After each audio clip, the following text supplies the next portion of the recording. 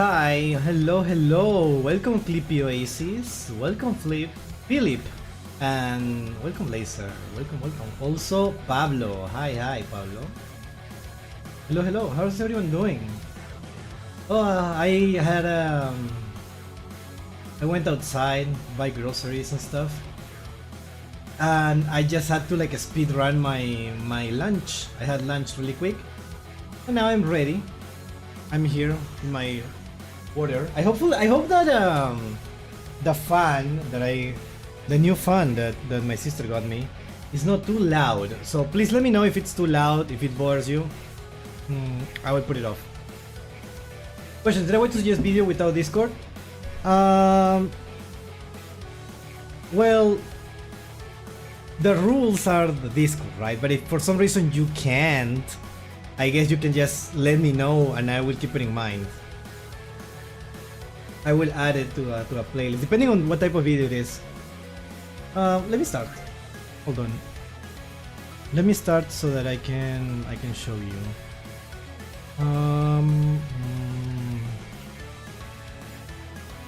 Nintendo non-copyright music. Yeah, I can have Discord. It's okay. Don't worry. Alright. That was loud.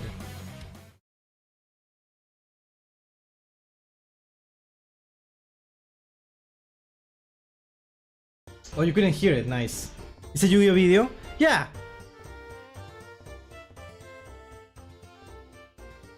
Did you put a link to the Discord in the description? I think if I put a Discord link in the description, it will make the video not reach that many people. But welcome. Hold on, I'm gonna send you a link right now for the Discord. Let me see. Wait, how do I invite people? Invite server. Okay.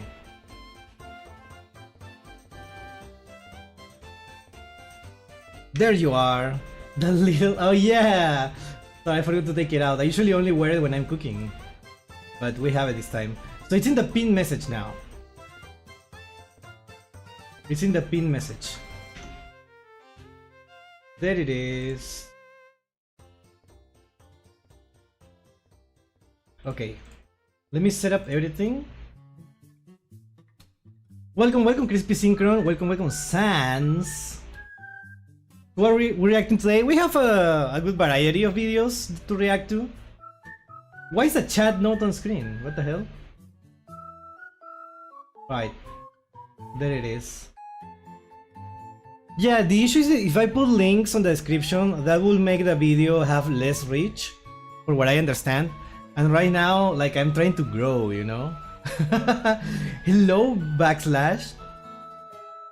Welcome. Yeah, I'm trying to, like, get everything that I can do in order to grow on YouTube. So, chat, if you haven't subscribed, it will be really cool if you do. It will be really cool if you like the video, comment, subscribe, and ring the bell. And yeah, you don't have to send to get a membership or send super chats or any stuff like that.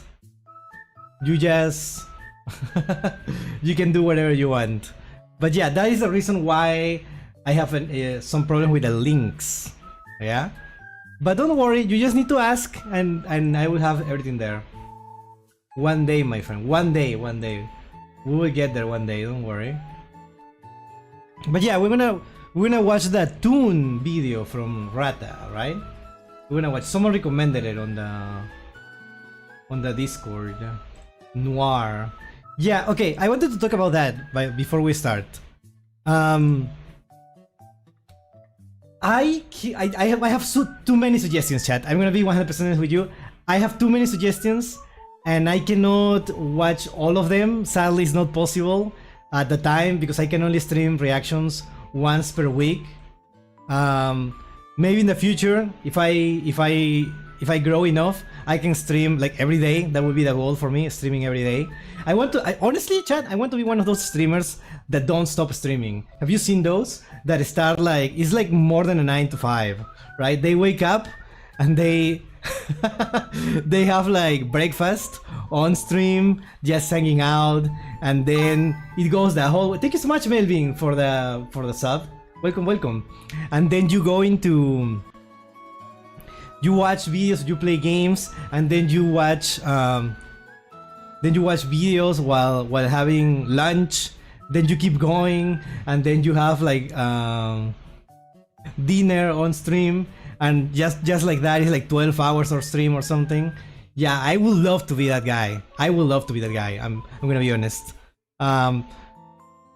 It's sadly not possible. I have to work, so by the time I can't. So that is the reason why I cannot react to absolutely everything, every suggestions. I will have to pick whatever I feel like it would be best for everyone, right? Because it's hard to tell exactly what everyone likes, but I can see based on the numbers what is like what most people are interested in, right? For example, the Rata video, the archive was like very well received, so I will be more of those, right? Same as like the TGS anime videos that like, was this character about to defeat this other character? Those do really well, so I'm gonna do more of those, right? But also there are videos that I want to react to because I personally really care about them and I want to share them with a community, right? Hello, Mitch Peach. And hello, Pyronova. I will lose my mind, you're stronger than me. I kinda used to do that. Before I used to be an art streamer and I used to stream art for like 8 hours. Just like listening to music, hanging out. We took a break. We took breaks to eat and stuff like that. We didn't take breaks to play games, just to eat. So yeah, we can do that more in the future. I don't know. We'll see. It depends, right? It always depends for me, like what is like what the people want. I'm a people pleaser. What can I say? Excuse me, I was drinking Coke. Yeah. Not sponsored, by the way. To be fair, at least you have a ton of future content. Yeah, there is a lot of suggestions, and I will never run out of suggestions apparently. Right away, the legacy of the Wordless and Support Report series as well. I don't know what that is. If you can recommend it on the Discord, it would be amazing because I haven't heard of that. Suggested it because it was fitting with the tune support we're getting. Oh yeah, I don't know. Okay, we're gonna talk about it when we go to that video, but I have things to say about, because that video is like 8 years old, so it's kind of weird to watch an 8-year-old video, 7-year-old video. I don't know what to say. That's a whole collection. It could be best for him to binge it, otherwise it will take forever. Binge it.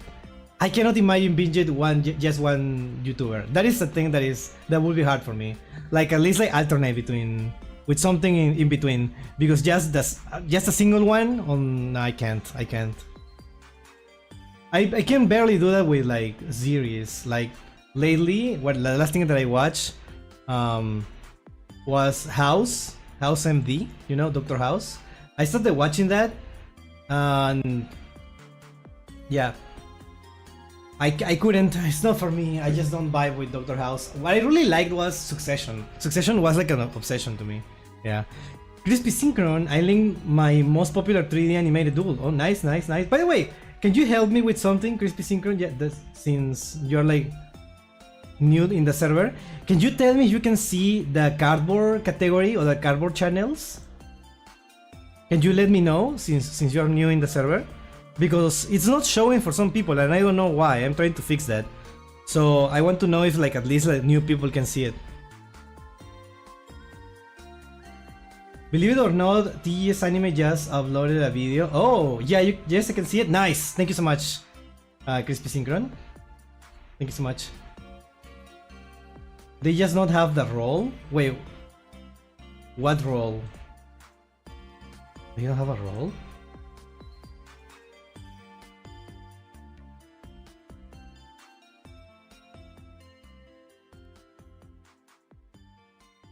They must not have the role. Ah, okay.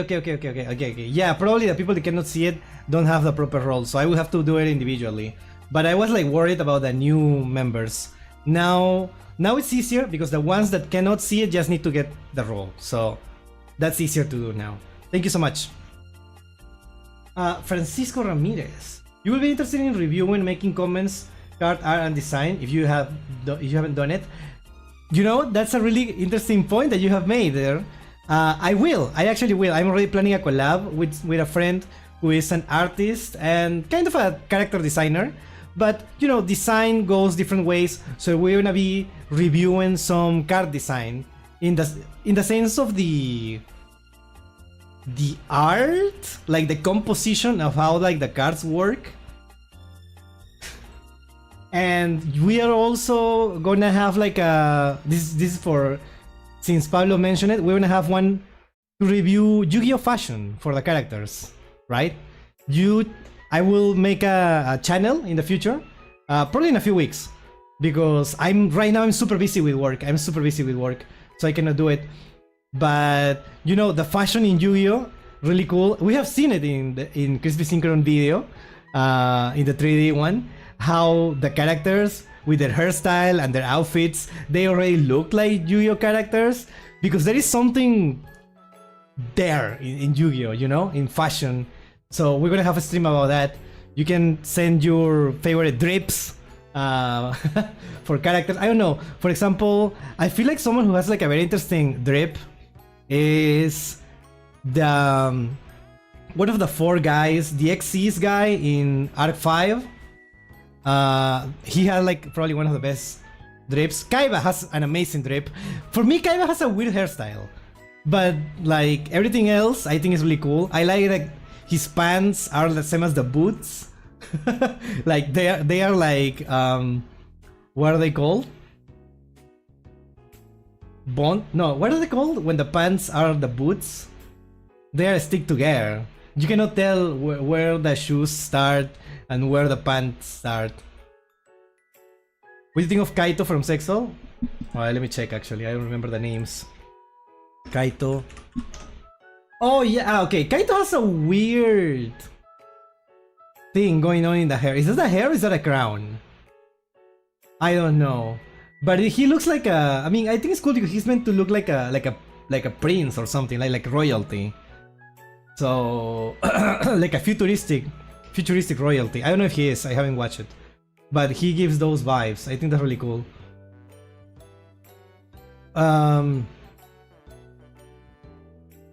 You should try and find a way in future so people who either can't have Discord or are not allowed, it can still send videos. Yeah, I really should. I really should. Right now, Discord is the best way.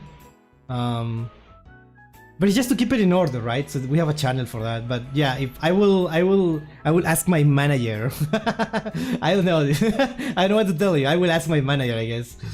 I don't have a manager. I'm joking. I have someone that helps me with some ideas. My idea person. Yeah. That would be cool. I find fascinating how Takahashi makes the characters look cool while making them wear normal clothes. Yeah, you're 100% right. Some clothes are like normal. I like everyday like clothes. Like technically Yui is like wearing a school uniform, right? But like he has like a lot of accessories and obviously the hairstyle that makes him like so iconic, right? Tetos Kaiba's hair is the most normal, and then you look at Yugi's. Yeah, that's kind of weird. Yuto is the ex-CS guy. I will wear his fit IRL, right? He looks like someone who will be like in a, what is the word? Pasarela? Like in a red carpet, you know what I mean? Yeah. Yuto. Yeah, I don't know. He's wearing like a. It looks like a cape, but I think it's like a crop top that turns into a cape. I don't know. I don't know how it works, right? But it's just like regular clothes. The guy is wearing like a tie. So to me, it's one of the best outfits in Yu-Gi-Oh. I really like it. I don't know the character, right? I don't know basically anything about the character, but I really like the outfit. Maybe YouTube community posts? Yeah, we can do that. Community posts on YouTube or polls will work. I have polls every now and then, but it's about like weird stuff, you know? For this is like a little different since it's a community stuff. So yeah. It's kinda interesting how in early GX Jaden's jacket is normal, but later they start drawing it to have the coattails. Wait, really? I didn't realize. Hold on. Oh, I think you're right. GX Jaden.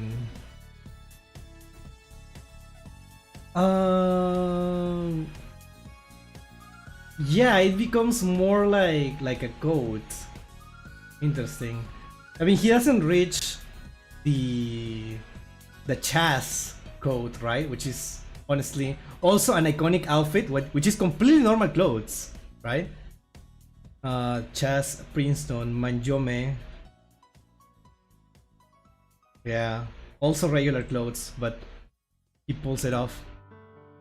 Yuda here also looks sort of normal until season 4, where it got a bit spikier after merging with Yubel.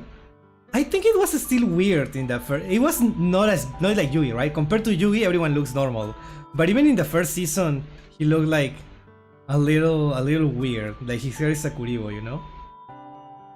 By the way, Pep, I'm totally okay if I suggest a video and you decide to watch it off stream. I appreciate it. I really appreciate it. Thank you so much. It's hard, you know, to pick videos. Hello, Laversion Knight. Welcome.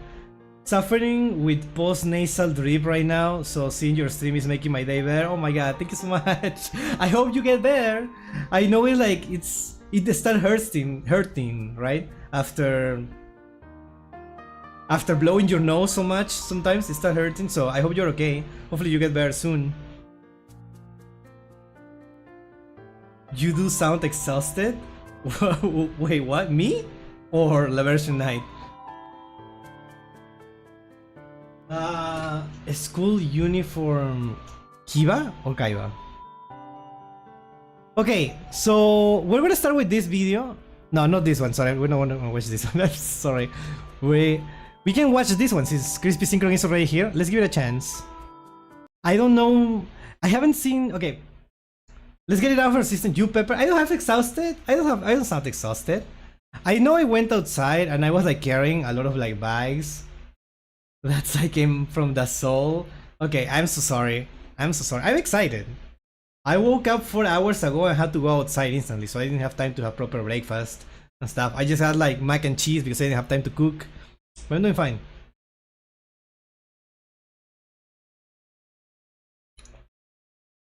That's right, someone else recommended it. You have a fan.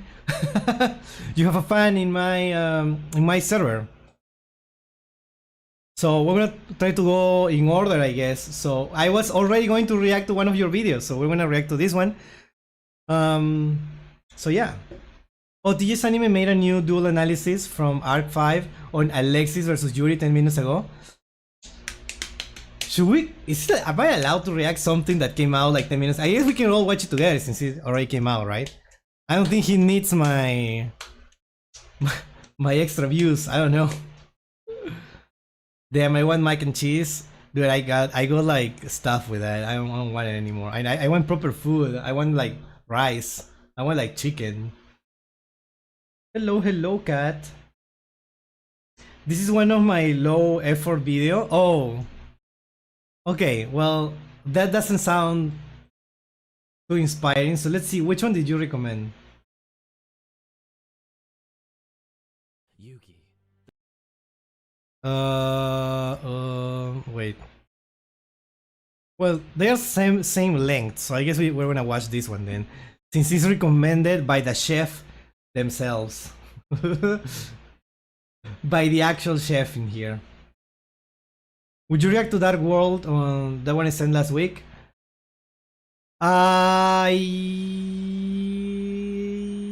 Okay, let's react to that one because I wanted to react to that one, but I wasn't sure if I was gonna react to it today. So let's watch it. Let's see. Let me get it right now. I'm bad at this. I'm a people pleaser. I cannot say no. Dark World History. Wait, do we watch the Simo one or the Rata one? Which one is shorter? This is 40 minutes. This is 44 minutes. Which one has more views? 200? Okay, well, I guess we're watching this one then. Okay. So we're not watching this one, I guess. We're not watching this one. We're gonna react to the Toon one because it's in the title. So we're gonna watch this first. We're gonna watch this first. Then we're going to the Toon one. No, okay, let's go to the Dark World first. And then the Toon one.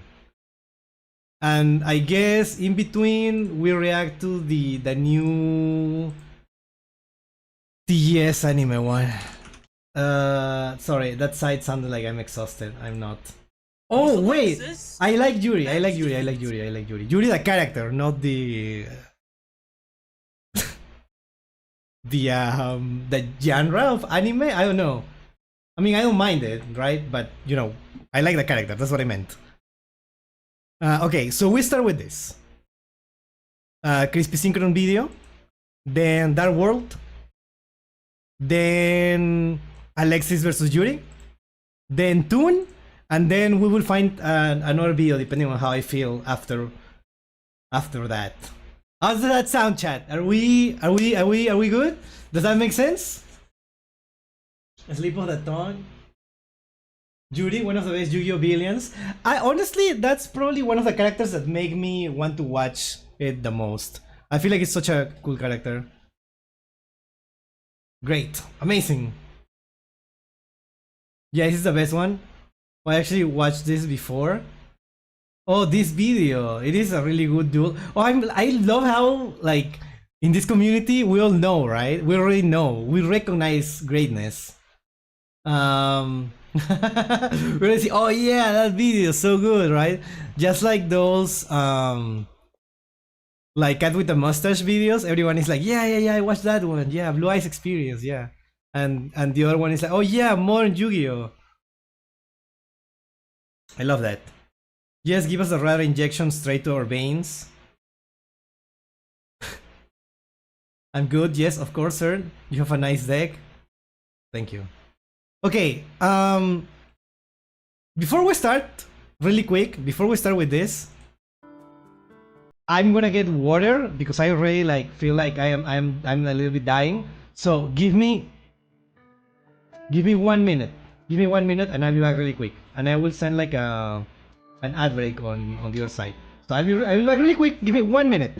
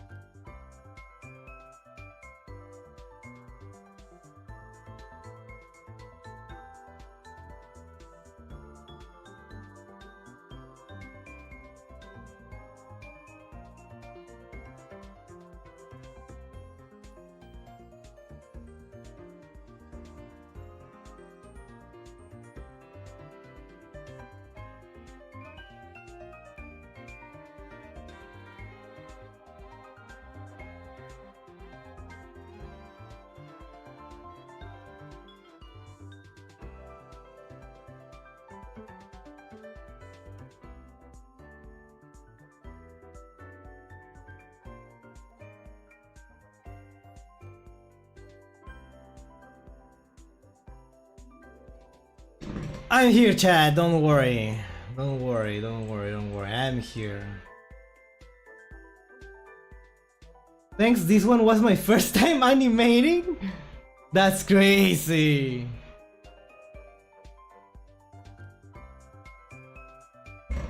All right.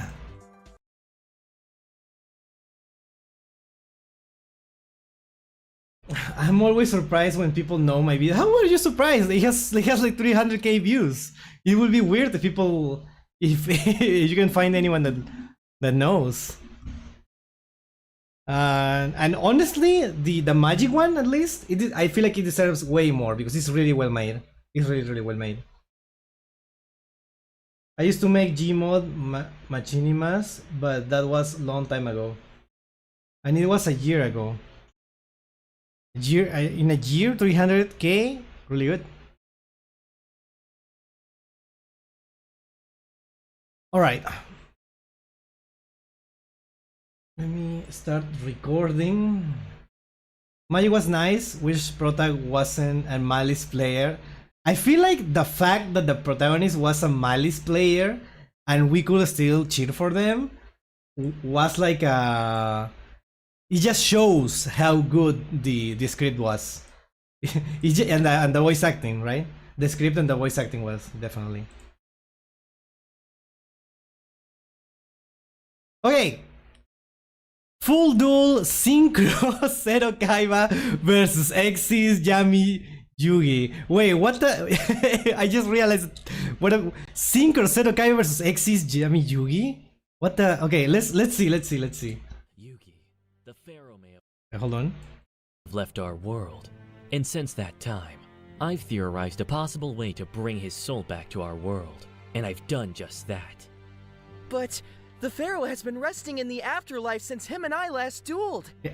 Would he even want to come back? Maybe you should ask him yourself.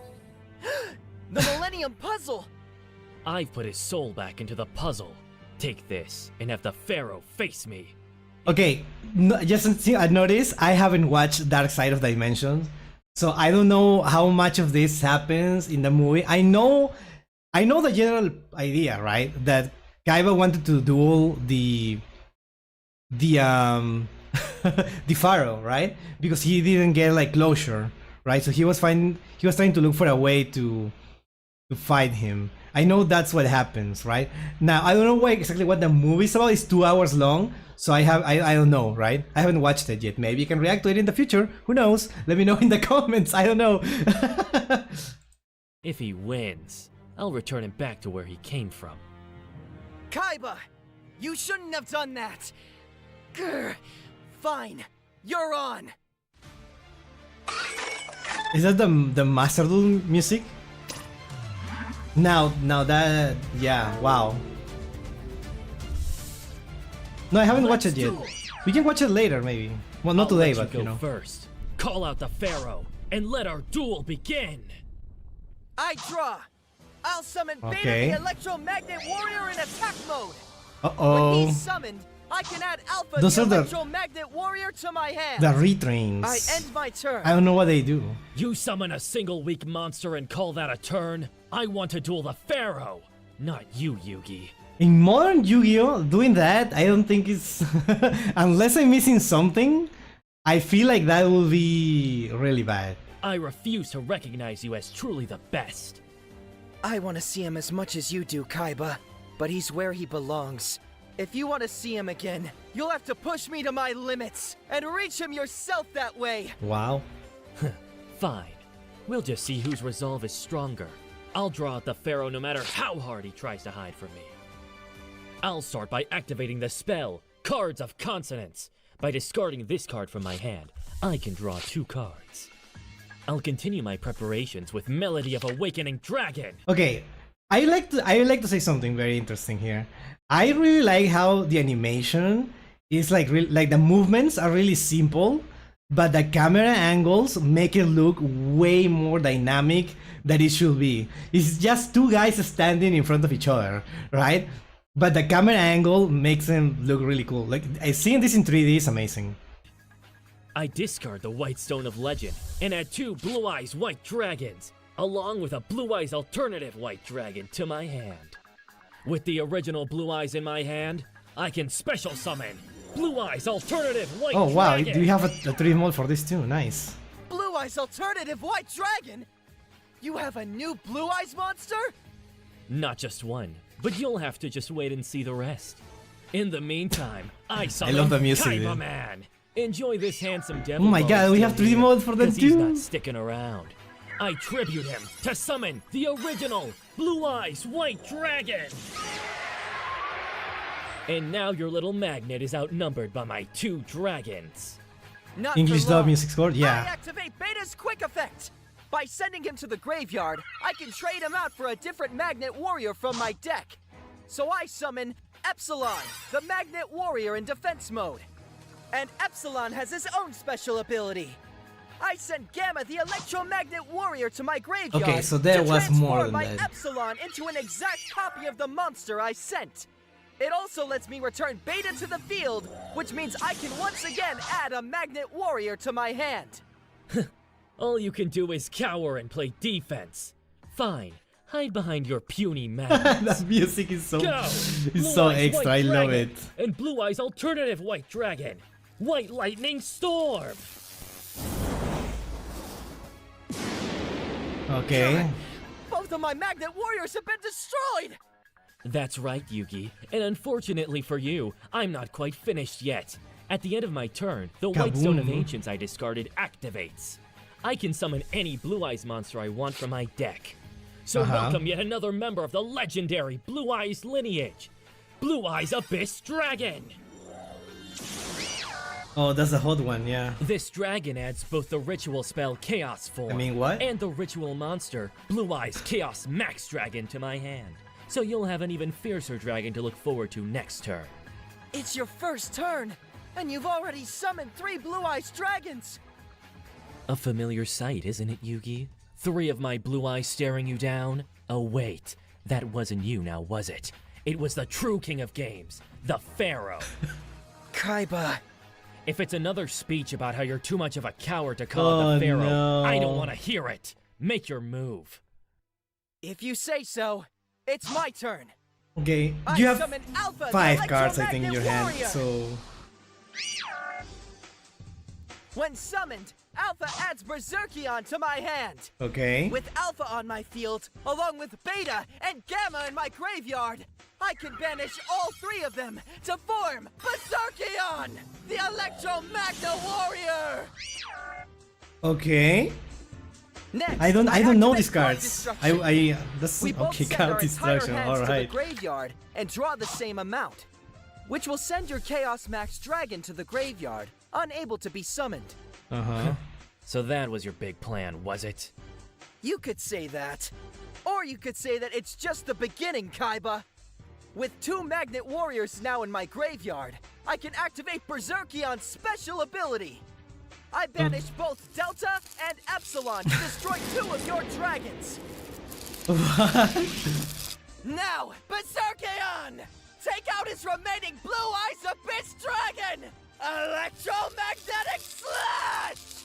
Why? He's screaming? He's screaming like he's the one doing it. Like he's the one that's gonna hit the blue eyes. I love that. I set 2 cards face down and end my turn. Looks like I'm in control of this duel now. You're delusional if you think that's enough to stop me. It's my move. Draw! While your card destruction spell may have stopped my Blue Eyes Chaos Max Dragon from being summoned, it also allowed me to use this, Ultimate Fusion. Oh. It combines my 3 Blue Eyes White Dragons in my graveyard to form the almighty Neo Blue Eyes Ultimate Dragon. Okay. Honestly, I can't. We're 6 minutes in. What's gonna happen? We're 6 minutes in. I don't know where this is going. Like this is supposed to be synchro, right? What? That new dragon has enough Right, attack getting his points hand, to yeah. destroy my monster. Neo Blue Eyes Ultimate Dragon. Reduce his Berserkion to dust. Neo Neutron Blast.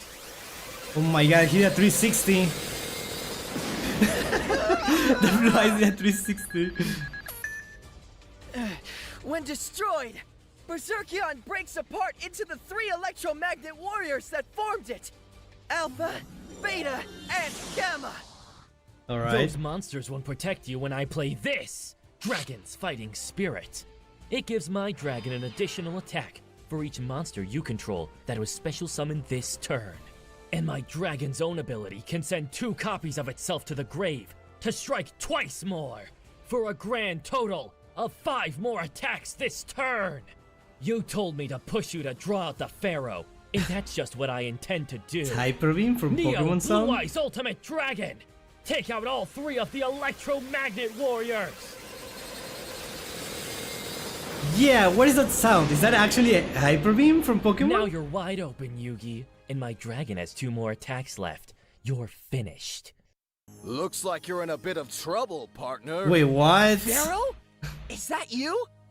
It's been quite a while, Yugi. You've grown into a fine duelist and person since we last parted. Interesting. It's so good to see you again. I guess Kaiba did manage to return your soul to the Millennium Puzzle Is after Hyper all. Beam sound from the Pokemon Yes. games? Oh, And it interesting. seems we will have to I should defeat him recognize to that. set That's so my weird. soul free once more. Then let's do this together. Right. Oh, oh, that sound.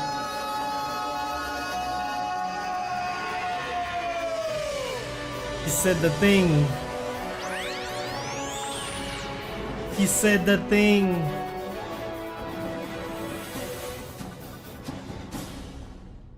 Pharaoh. Kaiba. At last. It was a lot of work to bring things to this moment.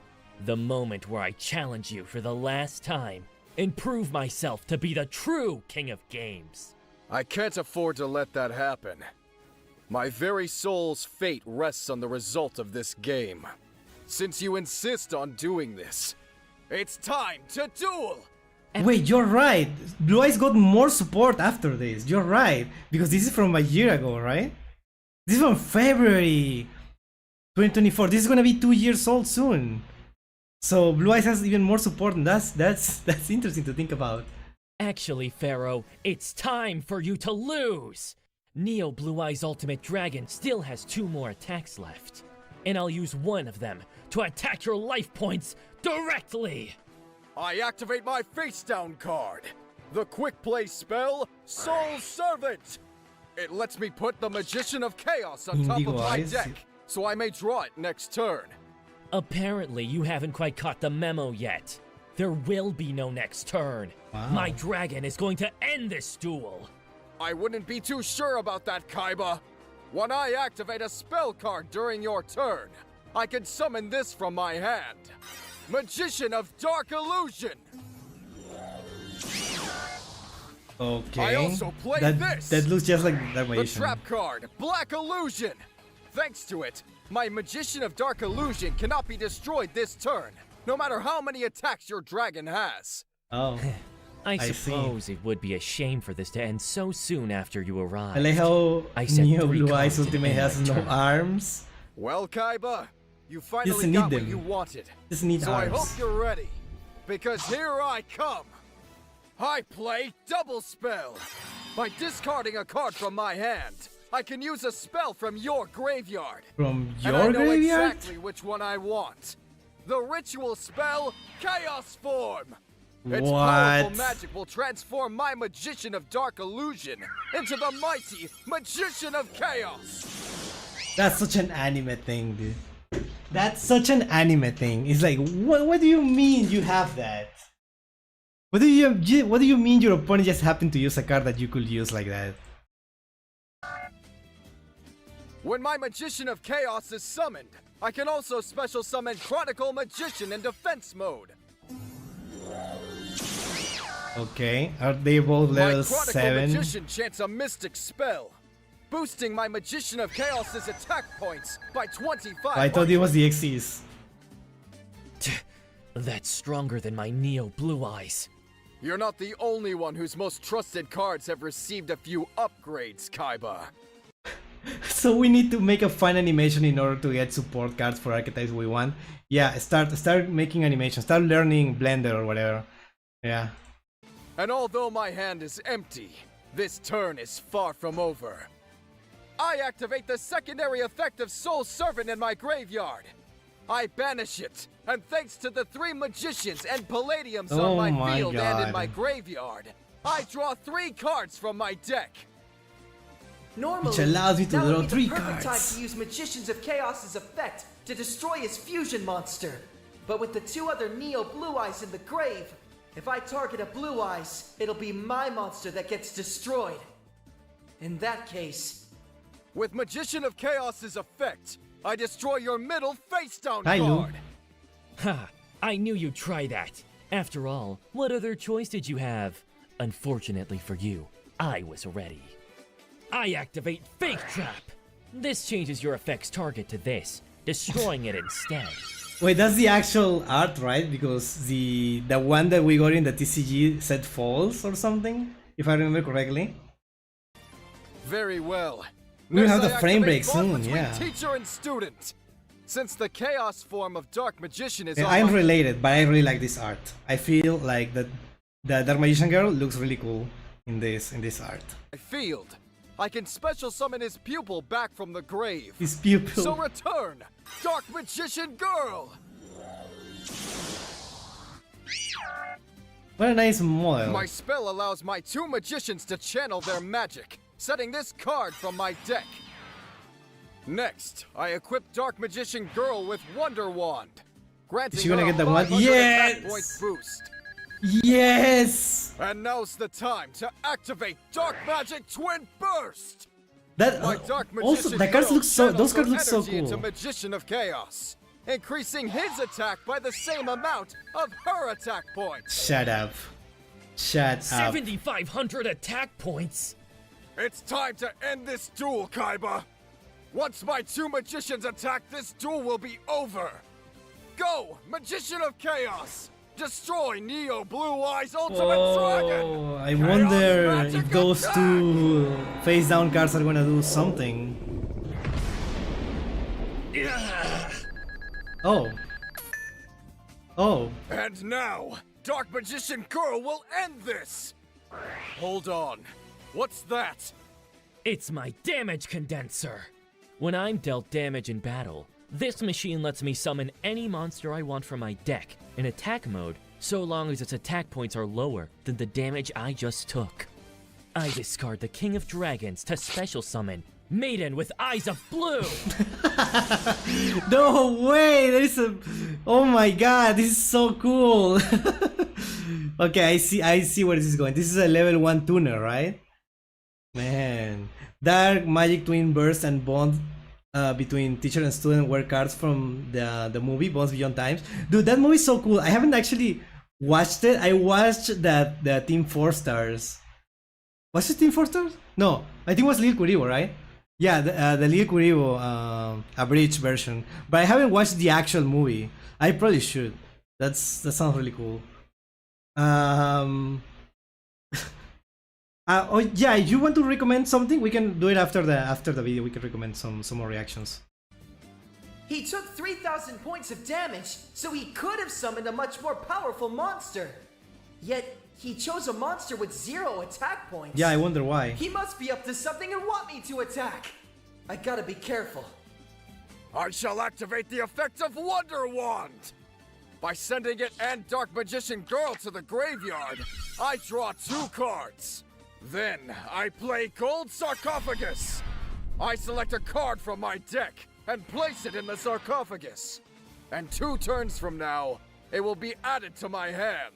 I like Yugi's voice. I like the Jammy Yugi voice. I think it's well, it's obviously not like exactly 1-to-1 like the original, right? Obviously, but it's close enough. It's close enough. Then I guess that card will remain locked in that box forever, because I'll end this duel before it ever gets the chance to open. And this card will help me ensure that. I play my trap, Interdimensional Matter Transporter. It'll remove my maiden from play until the end of this turn. But more importantly, her special ability will trigger to special summon from my deck another Blue Eyes White Dragon. I set 1 card face down and end my turn. It's your move, Kaiba. And it'll I like the scream. I like little Yugi's scream. It's probably weird at the moment because the dude just started and he was already screaming like that. That was a little like out there, but I liked it. I liked it. Good actors. be a move you soon won't forget. I draw! Pharaoh. It took a countless amount of time to bring you back into the puzzle, and I have no intention of wasting those efforts. And that includes constructing a deck beyond the boundaries of what we know about duel monsters. Beyond the boundaries of duel monsters? What do you mean? What I mean is I've traveled to the future, where the game has evolved to a whole new level. Shut up! And I'm about to show you a few tricks I picked up during my trip It's the to that spirit, era. right?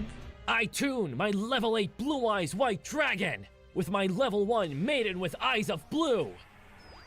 Transcend time and appear as I call your name. I synchro summon Blue Eyes Spirit Dragon. Yeah, we don't have the other one, the ultimate one. A synchro summon? It can't be! Because it wasn't out at the time, I Oh, think. it's real, and there's more to come. I play the spell card, Raigeki. Oh, wow. So say goodbye to every last one of your monsters. You synchro summon and then you say, yeah, I Now go, time my travel to synchro get this, dragon. Attack the this Pharaoh future technique. directly. But then I just use Raigeki. You've forgotten about my face down card! But you can't target my spirit dragon. My Neo Ultimate Dragon in the grave will You know, prevent it. I know this is from the movie. This They card have doesn't their target stuff your from the movie. dragon. It targets you, Kaiba! Go! Dimension Wall! Oh, wow. This reflects your attack right back at you, inflicting damage equal to the monster that attacked. What? That means... That's right. You take 2,500 points of damage, bringing your life points to 0. I'm not about to get taken out with a cheap trick like that. It would I be activate anticlimactic if it was the Blue Eye case. Spirit Dragon's special ability. Negate? By tributing it, I can not only cancel my attack, fizzling your trap, I can also replace it with a new Synchro monster in defense mode. Oh. Evolve and be reborn as the Azure Eyes Silver Dragon! Incredible. So you have more than just one Synchro monster. My new deck is full of surprises, Pharaoh. Like this. The quick play spell, Silver's Cry! You thought you were safe, but this card will return Blue Eyes White Dragon to my field from the graveyard. And I he's love gonna this, pick up so where much my support last for dragon this left archetype, off. dude. Attack and end this duel! Remember when it was Kaiba, just 2 cards? You I remember. underestimate Yugi. He left me one last chance to continue this duel. I activate the effect of Clear Karibo in my graveyard. By banishing it, I can draw a single card. What? And if it is a monster, I can summon it to protect me. It all comes down to this. Heart of the cards. Guide us. I've drawn Curse of Dodo. Dragonfire. Monstacado. My life points are safe. How typical. Always relying on luck and calling it the heart of the cards. My turn. What? I love that. I love Kaiba, that. When will you learn that there's more to it than just luck? I draw. When I don't have monsters, this heroic knight comes to my aid.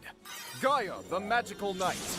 And to accompany him, when he is summoned, I can also summon Curse of Dragonfire from the graveyard. Oh. My dragon allows me to fusion summon without using polymerization. I combine my Gaia the Magical Knight and Curse of Dragonfire to fusion summon Sky Galloping Gaia, the Dragon Champion! Uh-huh. Why is he green? When my Dragon Champion is summoned, I can add the spell Spiral Spear Strike to my hand, which I'll immediately put into play. Now, charge! Attack his Blue Eyes White Dragon! You're attacking Blue Eyes, Why but is your he monster red? has fewer attack points. It's almost like he has may an be effect true, or Kaiba, something. But my knight can change its attack target into defense mode. Oh. Now, he has the upper hand. Go! Sky Galloping Gaia! Sky Spiral Spear Strike! And thanks to the I like that continuous scream. spell, I like it. you take piercing damage. All that and you dealt me just 100 damage? I expected more from you, Pharaoh. Well then, your expectations were correct. When you take damage as a result of Spiral Spear Strike, I draw 2 cards and discard 1. To end my turn, I set 2 cards face down. It's your move. Get ready. Here I go. My Azurai Silver Dragon has the special ability to return my Blue Eyes White Dragon back to the field. Dude, can we make a like a counter of how many times he has done that? The Blue Eyes like revives every single turn like 2 times. And play So- Advanced Draw. What is this I deck? tribute my Blue Eyes to draw 2 cards from my deck. The retrain is red. I've got everything I So need the to win retrains right are different here in this colors. I don't hand. remember it being green. With them, this Yeah. duel is all but over. I activate Beacon of White. This lets me revive any Blue Eyes monster I want from my graveyard. Oh no! Now descend upon the battlefield once more. Neo Blue Eyes Oh my Ultimate god, you Dragon. can revive that thing? Right, it has no I banished arms! Blue Eyes Abyss Dragon from my graveyard to grant my 2 dragons a permanent 1,000 attack point bonus. If that happens, I'll lose in a single attack. I mustn't allow that. I activate my face-down trap, Miracle Locus. My monster will also gain 1,000 attack points. Okay. However, it comes at the cost of allowing you to draw a card. Bruh. Much appreciated, Pharaoh. However, your desperate attempts to have Gaia keep up with my dragon won't save you. No, Attack! I'm not criticizing the beat, I'm criticizing the archetype. I know that's what the Blue Eyes players do. That's why I'm criticizing the archetype. That's how you're supposed to play it, and it looks so silly that it just keeps coming back. Like, I know that's what the deck does, so seeing it like animated makes it look even sillier. Like, it keeps coming back. Neo Blue Eyes Ultimate Dragon! Take down his sorry excuse of a knight! Oh yeah, that's on the Pokemon. Yeah. Get up.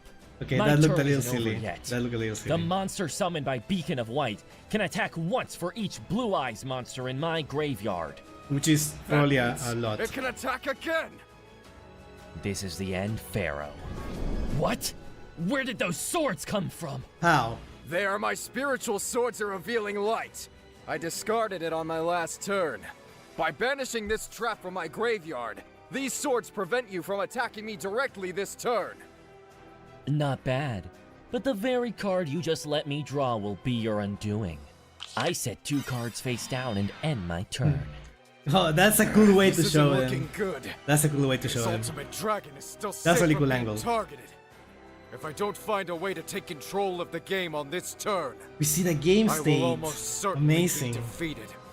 And all I have left to work with is whatever card lays on top of my deck. Lack We can't give again. up yet. No matter what, every strategy has its weakness. We just need to find it. Yugi. You're right. There's always a chance for victory. We still have one opportunity to turn this duel around. Oh, I know that And we we're will gonna do hear it the together. music. The passionate It's our turn. duelist or something. We draw! 2 turns have passed since I placed a card in the gold sarcophagus. It now opens to reveal the spell card, Piercing the Darkness.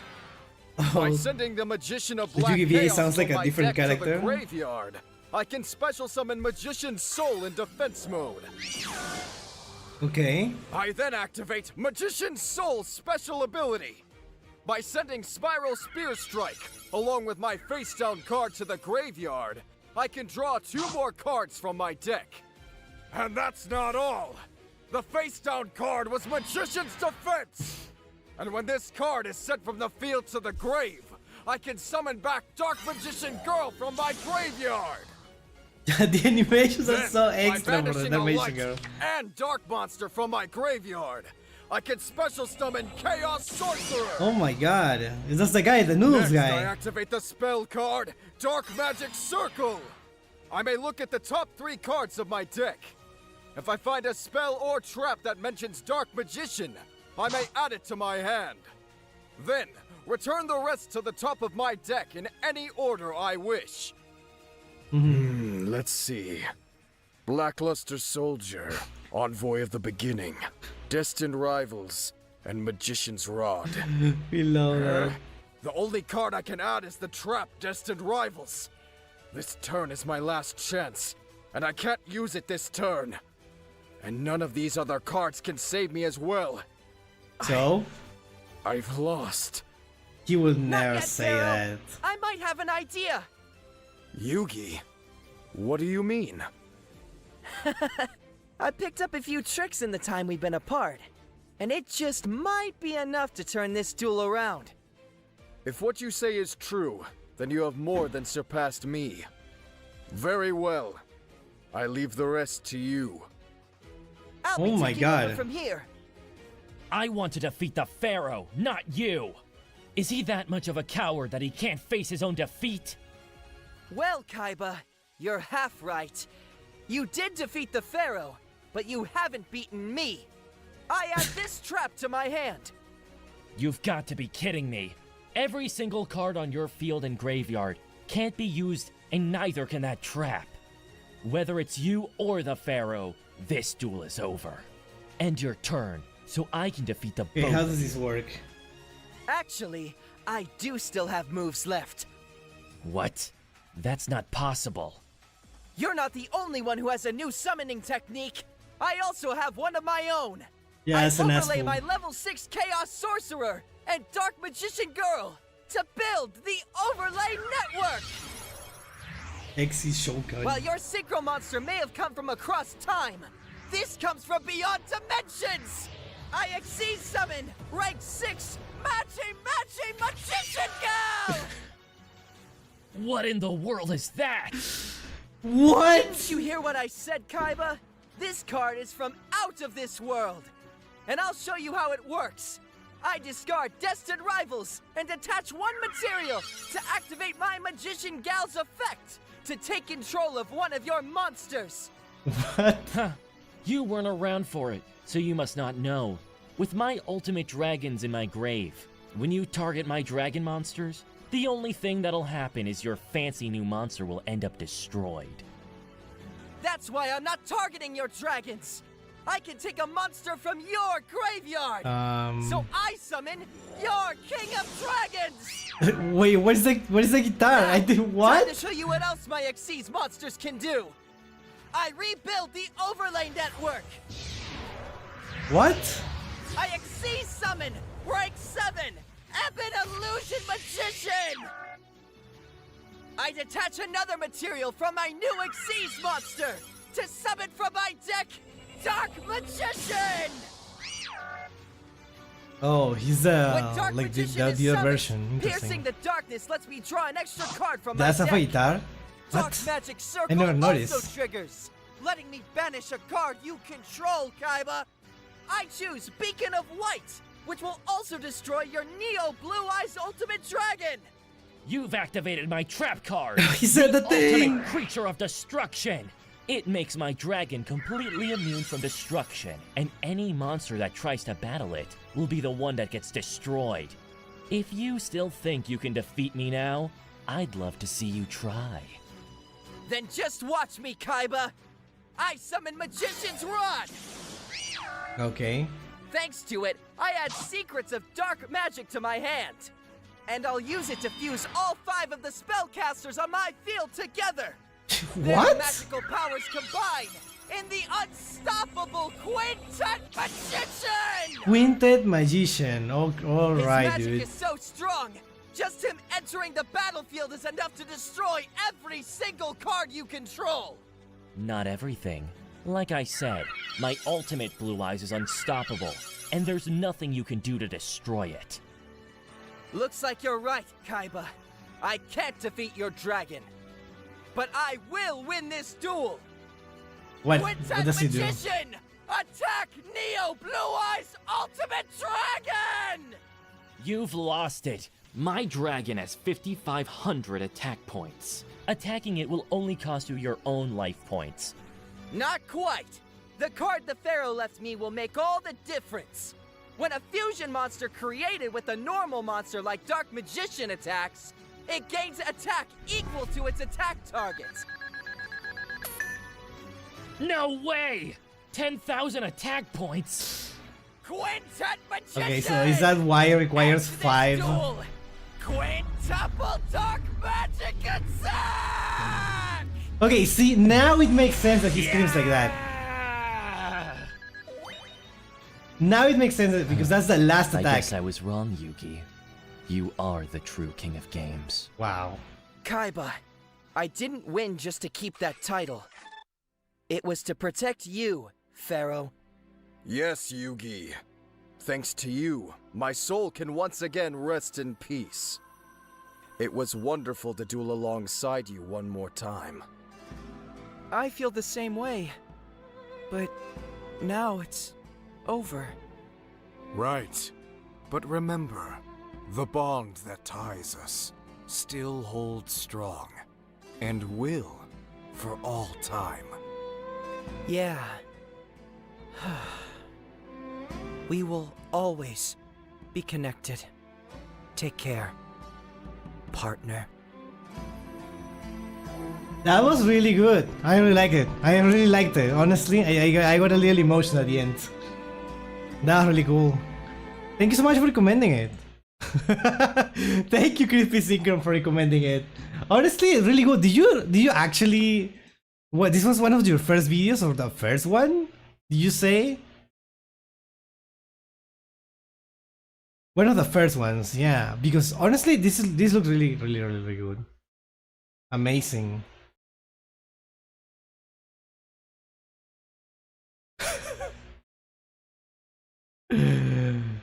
I really liked it. The voice acting was really good. The duel was like really well scripted. It was really awesome. I honestly, I'm sure like with the cards that are out right now, you could make even something even cooler.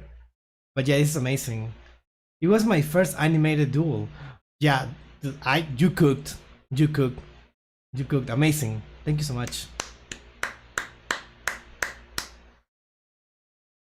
Oh.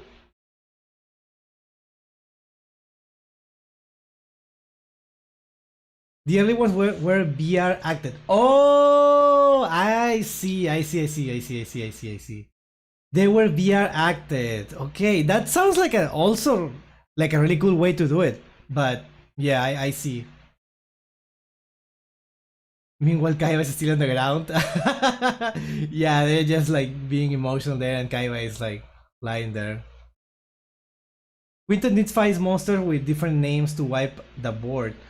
I used to summon it in the Dark Magician Girl deck since it was pretty easy to get the names here on the filtering grade. Ah, makes sense. Cinematic, welcome. Hi. Okay. Back to lurking. Being lurking, but it's pretty good. Thank you. I appreciate the lurkers. I appreciate everyone commenting, but I also appreciate the lurkers. You keep the channel there working and growing. So yeah, I really do appreciate it. Thank you so much. In my first 2 videos, they are VR acted, and I personally voice act in them despite my lack of experience, so it ain't perfect. You didn't voice acting in this one? No, I guess there were only 3 characters, right?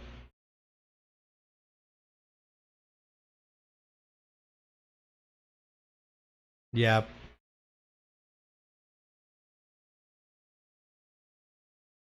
Yeah.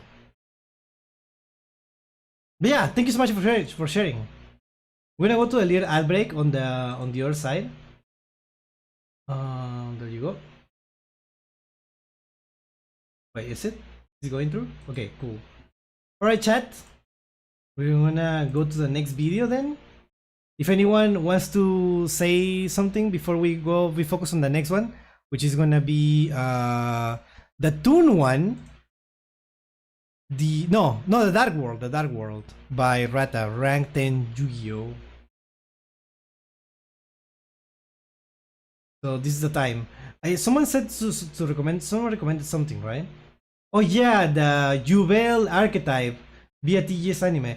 Yeah, if you can submit it to the Discord, I can put it there for next time, maybe. I didn't voice act in this one. Okay. I want to hear it. I'm curious now. I'm really curious. I'm sorry. I have like more curiosity. I'm getting parasocial right now. I wanna see like what would you. So what do you do exactly? I'm curious. What do you do the animations, right? Do you also script it or does someone else script it? I voiced Kaiba in my first ever video and Cyber Dark Duelist in an original character duel. Cyber Dark, interesting. All right, we'll watch that next time then maybe, so we can see. I'm so curious. Prata support reports that covers newer support for archetypes. Two Quintet Magician is weirdly immune to being kaiju, and was a beast in Duel Links for a time. Immune to being kaiju, so it says that you cannot tribute it or something, right? Yeah, that sounds good. Hey Pepper, do you react to normal duels? Just normal duels in Master Duel? Yes! On Thursdays, usually, you can send your replays, so we can react to your own duels. We react to Master Duel stuff. See, sometimes I upload them by themselves in that channel. But yeah, we also do that usually on Thursday. This Thursday, we're having one of those. For example, let me see if I can find one really quick. Let me see. Okay, we reacted to this video here. Not a video. We watched it in the. We got a code, right? So which one? And we reacted to a video of 86 turns. 86 turns. So yeah, we do that. So next time. I do everything by voice acting. I write dialogue, card plays, and direct the voice actors and do editing. Oh my god, you're so good. You're so good. I love that. Oh, that sounds amazing. That sounds amazing. That is so cool. I want that now. Multi-talented. We love to see that.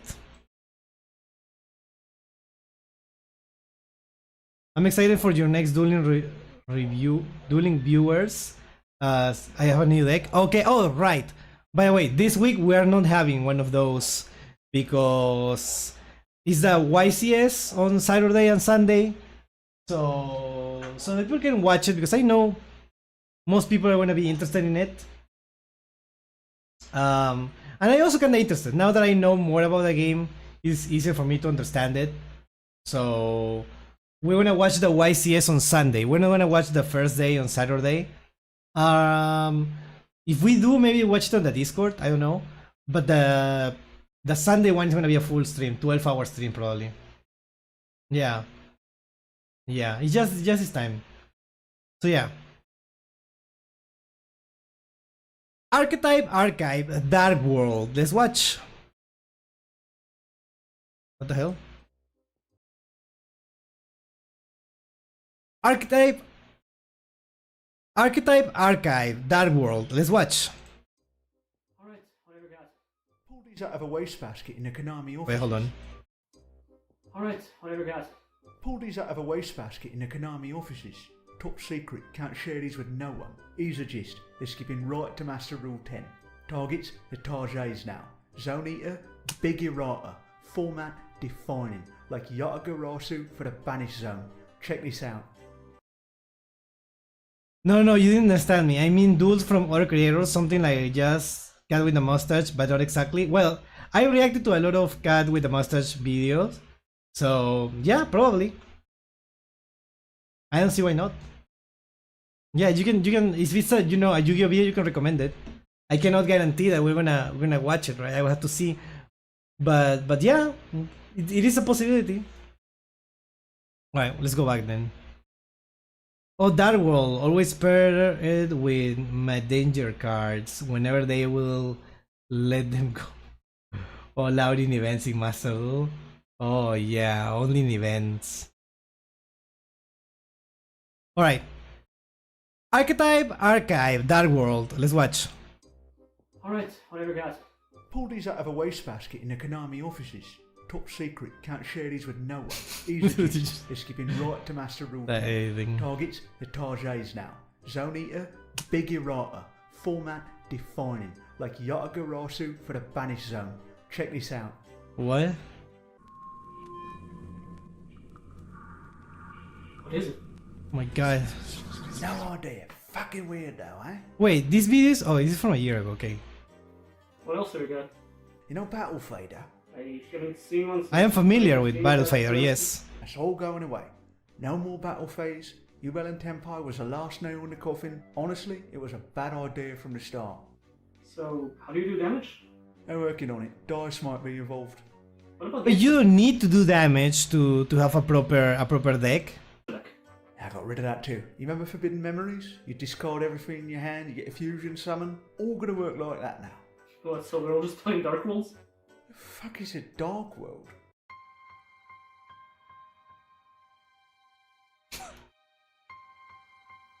Is that one of the first archetypes, right? I don't know if it's the first one, but it feels like it was a really old one. If I remember correct. I remember those cards, I remember the designs. Is that the one with the chess guys or what?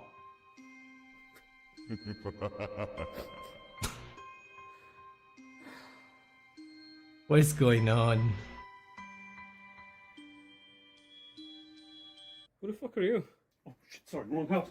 You could argue that cards are one of the top 3 most valuable things in the game of Yu-Gi-Oh! Next to life points and quintuple sleeving. Usually, you would like them to be in your hand from where you can play them, which is why having them removed from there before doing so would usually result in physical violence. As That used to be like that, then cards started gaining effects when they are discarded or going that to was the not part graveyard of the or rulebook whatever. before Duelist Alliance format, Konami offered players a way to streamline that aggression into their playstyle with the archetype Dark World. Much like we saw last time, decks centered around the graveyard are hardly a novel concept at this point, but with their debut in 2005, Dark Worlds were easily among the 2005!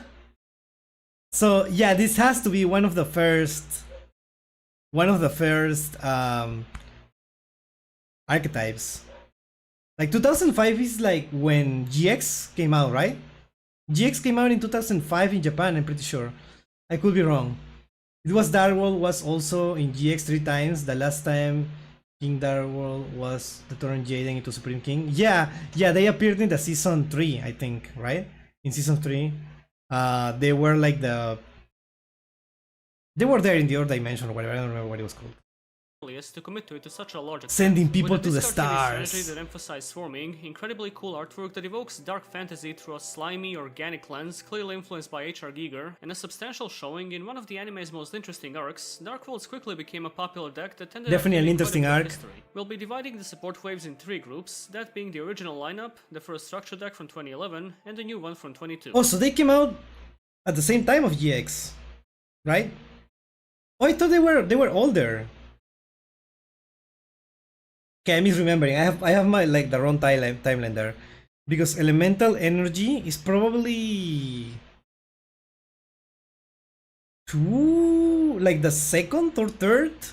Oh no, this is a Japanese one. So I have no idea. Then I have no idea of the packs that were like out in Japan. And it all started the It's way all OCG, good I decks mean. did, with some worthless normal monsters. Jur, Knight of Dark World, is a level 4 with 1800 attack and 1500 Dude, the flavor text.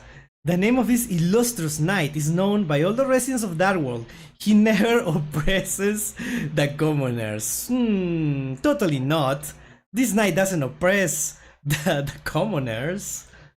defense, which, while not abysmal for 2005, was entirely outclassed 2 years earlier by Archfiend Soldier. No, the archetypal synergy does not Weird sound every time you talk, Pepper. Oh yeah, it has to be the fun then. I'm gonna turn it off.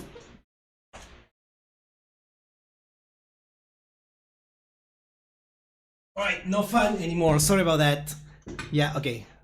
Use the stat line, and no, there aren't any sick rescue rabbit texts that made the card worth running. The entire point of the monster is just to be a vanilla mascot for the archetype. Wow, he never oppresses the commoners? Well, that's a lie. But let's say we're ignoring the anime canon. Good for him. Too bad all the other guys do and then call him a pussy. There are other normal... No, I love when the flavor texts do things like that. That they are basically jokes.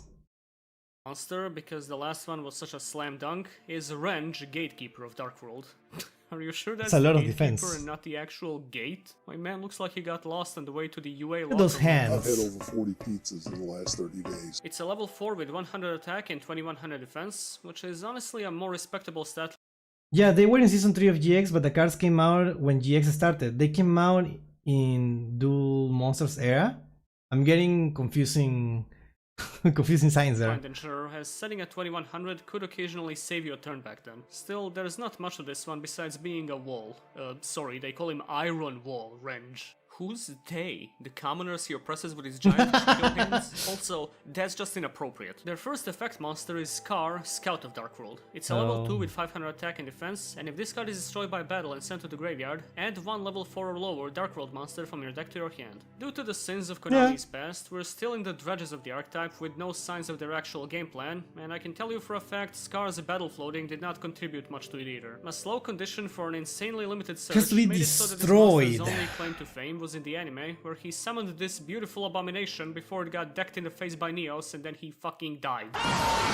Finally, we reach what actually constitutes the design of Dark Worlds, with a duo of Kaki, Guerrilla of Dark World, and Gren, Tactician of Dark World. Well, they have to be discarded. With 300 attack and 500 defense, and if Kaki is discarded to the graveyard by a card effect, target one monster on the field and destroy it, while if Gren is discarded, target one spell or trap on the field and destroy it. It's a simple formula. Get discarded, things happen. When you press a button, something awesome has to happen. So button awesome. While these two weren't predominantly ran, as the deck preferred some more immediate swarming and draw power, they offer the archetype easy spot. They are named after colors. I guess this is green and yeah, I don't know.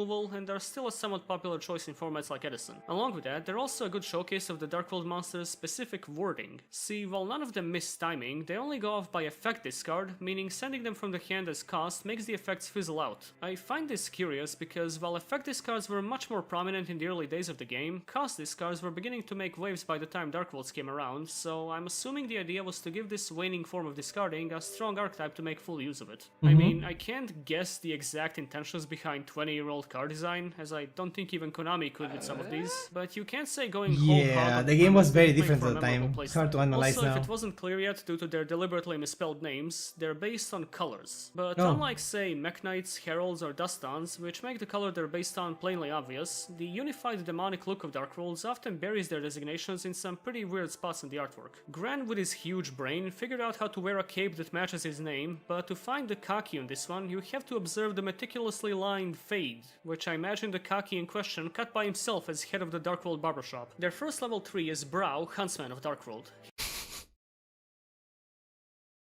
Oscar saved my life a ton while playing in the draft through right through the ages of Leaf's Discord server.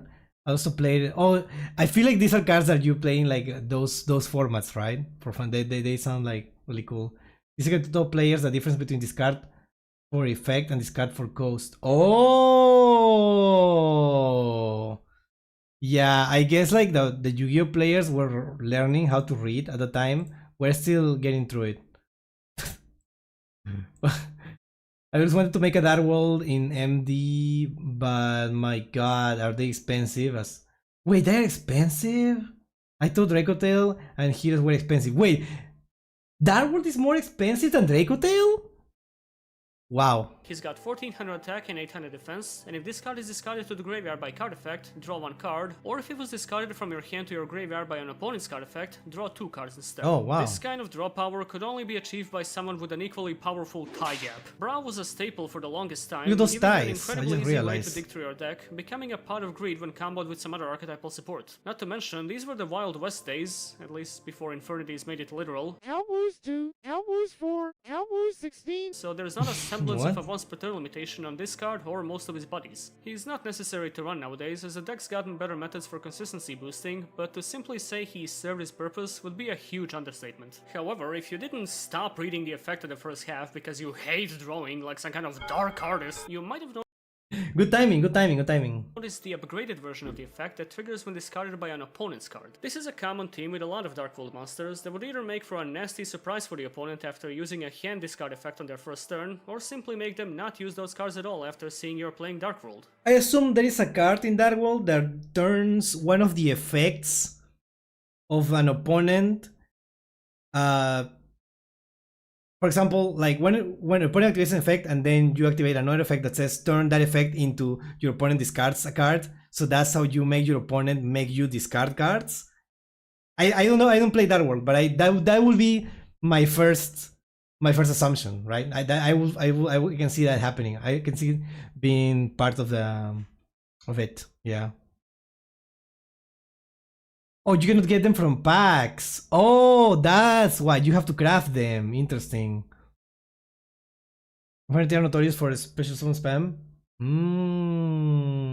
Yes, Dark Wars has such a card. Okay, makes perfect sense then. Because of the implication. Thankfully, Konami had the right idea to not make the monster effects solely dependent on the opponent's actions, for the most part. So while there are ways of triggering these abilities by yourself with a few pieces of support, they're not totally crucial to your playstyle, which is a good thing. Moving right on to the level 4s, we have Beige, Vanguard of Dark World. He's got 1600 attack and 1300 defense, and a simple effect saying, if this card is discarded to the graveyard by card effect, special summon this card. Oh, that sounds really good. If I was making it, I would have also made it so that if it was discarded by an opponent's card effect, you normal summon it from the graveyard. Ooh, let's make this game state a little esoteric. Beige was initially a serviceable monster that only became better with time, as the evolution of the Extra deck gave a lot of flexibility to archetypes with simple field swarming, but it's not like it was bad on release. Wait, we just started, but I really like these cards. I really like these cards, like they're archetype and they're so simple. You can tell that there is a theme in the art, in the names, and in the effects, but they are also simple, but you can tell that they all go together. Pepper, let me tell you that 2 high-level monsters. Well, I'm sure I'm gonna be told that in the future, right? Here in the video. So don't worry, we got this. Multiple Dark Rolls with different effects in the hand and activating card destruction is a play that really never got old. Along with that, it's also an easy target for some looping within the deck, which we'll get to later, and if you're really desperate, 1600 is a decent body for a level 4.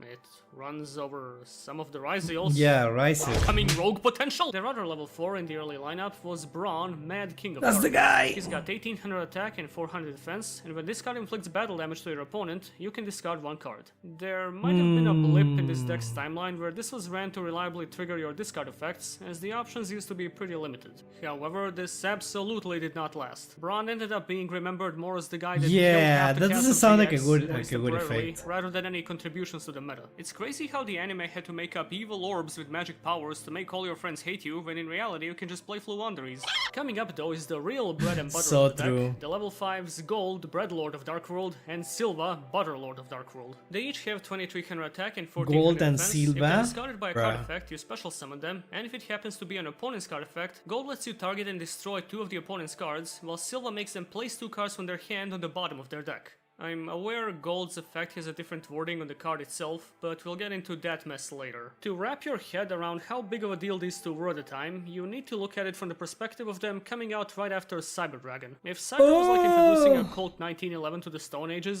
then these 2 were like holding a pair of them akimbo with extra attachments. Sure, they didn't yeah, you can just summon Cyber Dragon and then tribute it to summon this. And these are like big effects. Damn. Wow. The game, but a free 2300 body on a discard is honestly still pretty decent, so you can imagine how mind-blowing it was almost 20 years ago. But naturally, it doesn't. They can dig you out? There's an unwritten rule that you never maxi Dark World. Oh, interesting. Doesn't You stop can just there. summon In out the of case stuff, of an I opponent's guess. discard, gold offers spot destruction way stronger than any monarchs at the time, while silver hits them with some really heinous hand ripping that's only outclassed by straight up banishing. It's interesting to see how Dark Worlds countered the usual method of discarding by punishing the opponent with multiple pops or an even more twisted form of hand removal, ensuring that whatever was left of hand disposal strategies became even riskier to utilize. Because of the implication. Initially, gold was the preferable choice, with silver phasing into wider usage over time due to aggressive hand loops with future support, to the point of turning the archetype into a more obnoxious version of what it countered during its inception, and only recently getting unbanned in Masterduel after more than a year. What? It's one of the This most was notorious banned? Dark World monsters, as it can still leave the opponent with 1 card on the first turn, or even 0 on occasion, in what's essentially an FTK. All this makes the deck a great choice to pilot if you plan on quitting the game, as you will gradually see more and more people refusing to play with you. So obviously you run it. On the other hand, we have something a bit less iconic. Their original boss monster is the level 7 Ringenbux, Overlord of Dark World. He's got 2500 I don't remember attack this and card. 1800 defense, and if this card is discarded from your hand to the graveyard by an opponent's card effect, special summon this card from the graveyard. If summoned this way, destroy all monsters your opponent controls or all spells and traps they Okay. control. If it was discarded by your card effect, whoop-de-fucking-do, he's dead. I always found it baffling that out of all the Dark Worlds, this is the only one that goes off exclusively on the opponent's discard. I guess after the Yeah, that's a insane little initial weird. showing, they felt the need to rein in the archetype a little bit, which is why the designated big boy had to suffer. Mind you, Give- these are give him a fine effects little- and a would little probably effect make at the card least. worth running if it did anything else. The way it is right now, you have 2 different nuke abilities crammed into a condition you'd much rather be looping with silver than dedicating to mass removal. It's a complete waste, especially because a much later boss monster that was teased nearly as Sorry, but I cannot stop thinking about how the balls in there look like the Mega Stones in Pokemon. It's like he's ready. long as the archetype existed, requires you to run this total brick. We'll get to that one in a while, but in any other case, don't bother with this one. Their first normal spell is Dark World Lightning. It lets you target 1 set card on the field, destroy that target, and then discard 1 card. At the time of limited MST, when decks scrambling for back row removal had to either make do with generic downgrades or resort to archetypal methods for it, Dark World Lightning stood out as a decent example of the latter. While only targeting set cards, it made up for it by also letting you target face-down monsters that could be big walls, have battle floating, or flip effects. Wait, Morphing Jar? Fuck, why'd I destroy that? I need it! Along with giving you a discard you could use with Dark Worlds. At this point I probably don't have to elaborate why that's good, but just in case you were busy with falling sand on the other monitor, when discard feel good in World of Dark. You don't run this anymore, but you sure did back then. Their other normal spell from the pre-structure deck days came a bit later in the form of Dark World Dealing. Whoa, this card is still used, right? Each player draws 1 card and each player discards 1 card. I feel like I've seen this like in Exodia decks, just to cheese people with this. This is still a card that I see like every now and then in Master Duel. It simply says, each player draws 1 card, then each player discards 1 card. 3 copies of this and Drag Down into the Grave used to be synonymous with Dark Worlds for the ability to leave the opponents wondering if there's something deeply fucked up and wrong at the core of the game they're playing. This one stuck around for a pretty long time, even a bit outside of the archetype due to its versatility, but nowadays you'd much rather go through your deck without giving the opponent 3 cards and graveyard setup. Useful. You can't be playing nice here, bro. This is the Dark World. Go club that Melfi for life points. Once an absolute plague of a card, today basically replaced by the Danger Engine. Feel free to run those instead. The only quick play spell in the first lineup is Gateway to Dark World. It lets you target 1 Dark World monster in your graveyard and special summon that target. You cannot summon monsters the turn you activate this card, except by this effect, but you can normal set. I'd say the limitation is a bit much, but the advantage these guys were generating was already a few years ahead of its time without 3 revives, so I understand the need to do this every now and then. Dark Worlds mostly functioned as beaters back in the day, so if you couldn't get a body on the field by usual means, this was a tolerable way to go about some recovery. Right now though, I'd rather take my 30 summons per turn, thanks. Also, this is one of the only cards in the strange, tiny handful that restricts your summoning for the turn but lets you normal set, which I find hilarious. Is this the gate that Wrench keeps? Dark World Grimoire is a continuous spell that says, during your Sorry, what was that? find hilarious. Is this the gate? No less than 2,200 attack allowed. And this is a stack of anime figures. Interesting. That Wrench keeps? Dark World Grimoire is a continuous spell that says, during your end phase, if you discard monsters to the graveyard because you had more cards than your hand size limit. What? When is that gonna be used? God. You can target one of those monsters, special summon that target. That's... I mean, while we're on the topic of seldom mentioned terms, this is never gonna get used. I cannot imagine this. Jesus. There were Sky Striker builds using Deal Links. Oh, yeah, that makes sense. I can see it when it just came out. How about fucking hand size limit? Hell, I'm willing to wager a good chunk of people watching this aren't even aware it's a real mechanic. Yeah, because it never comes out. It never comes out.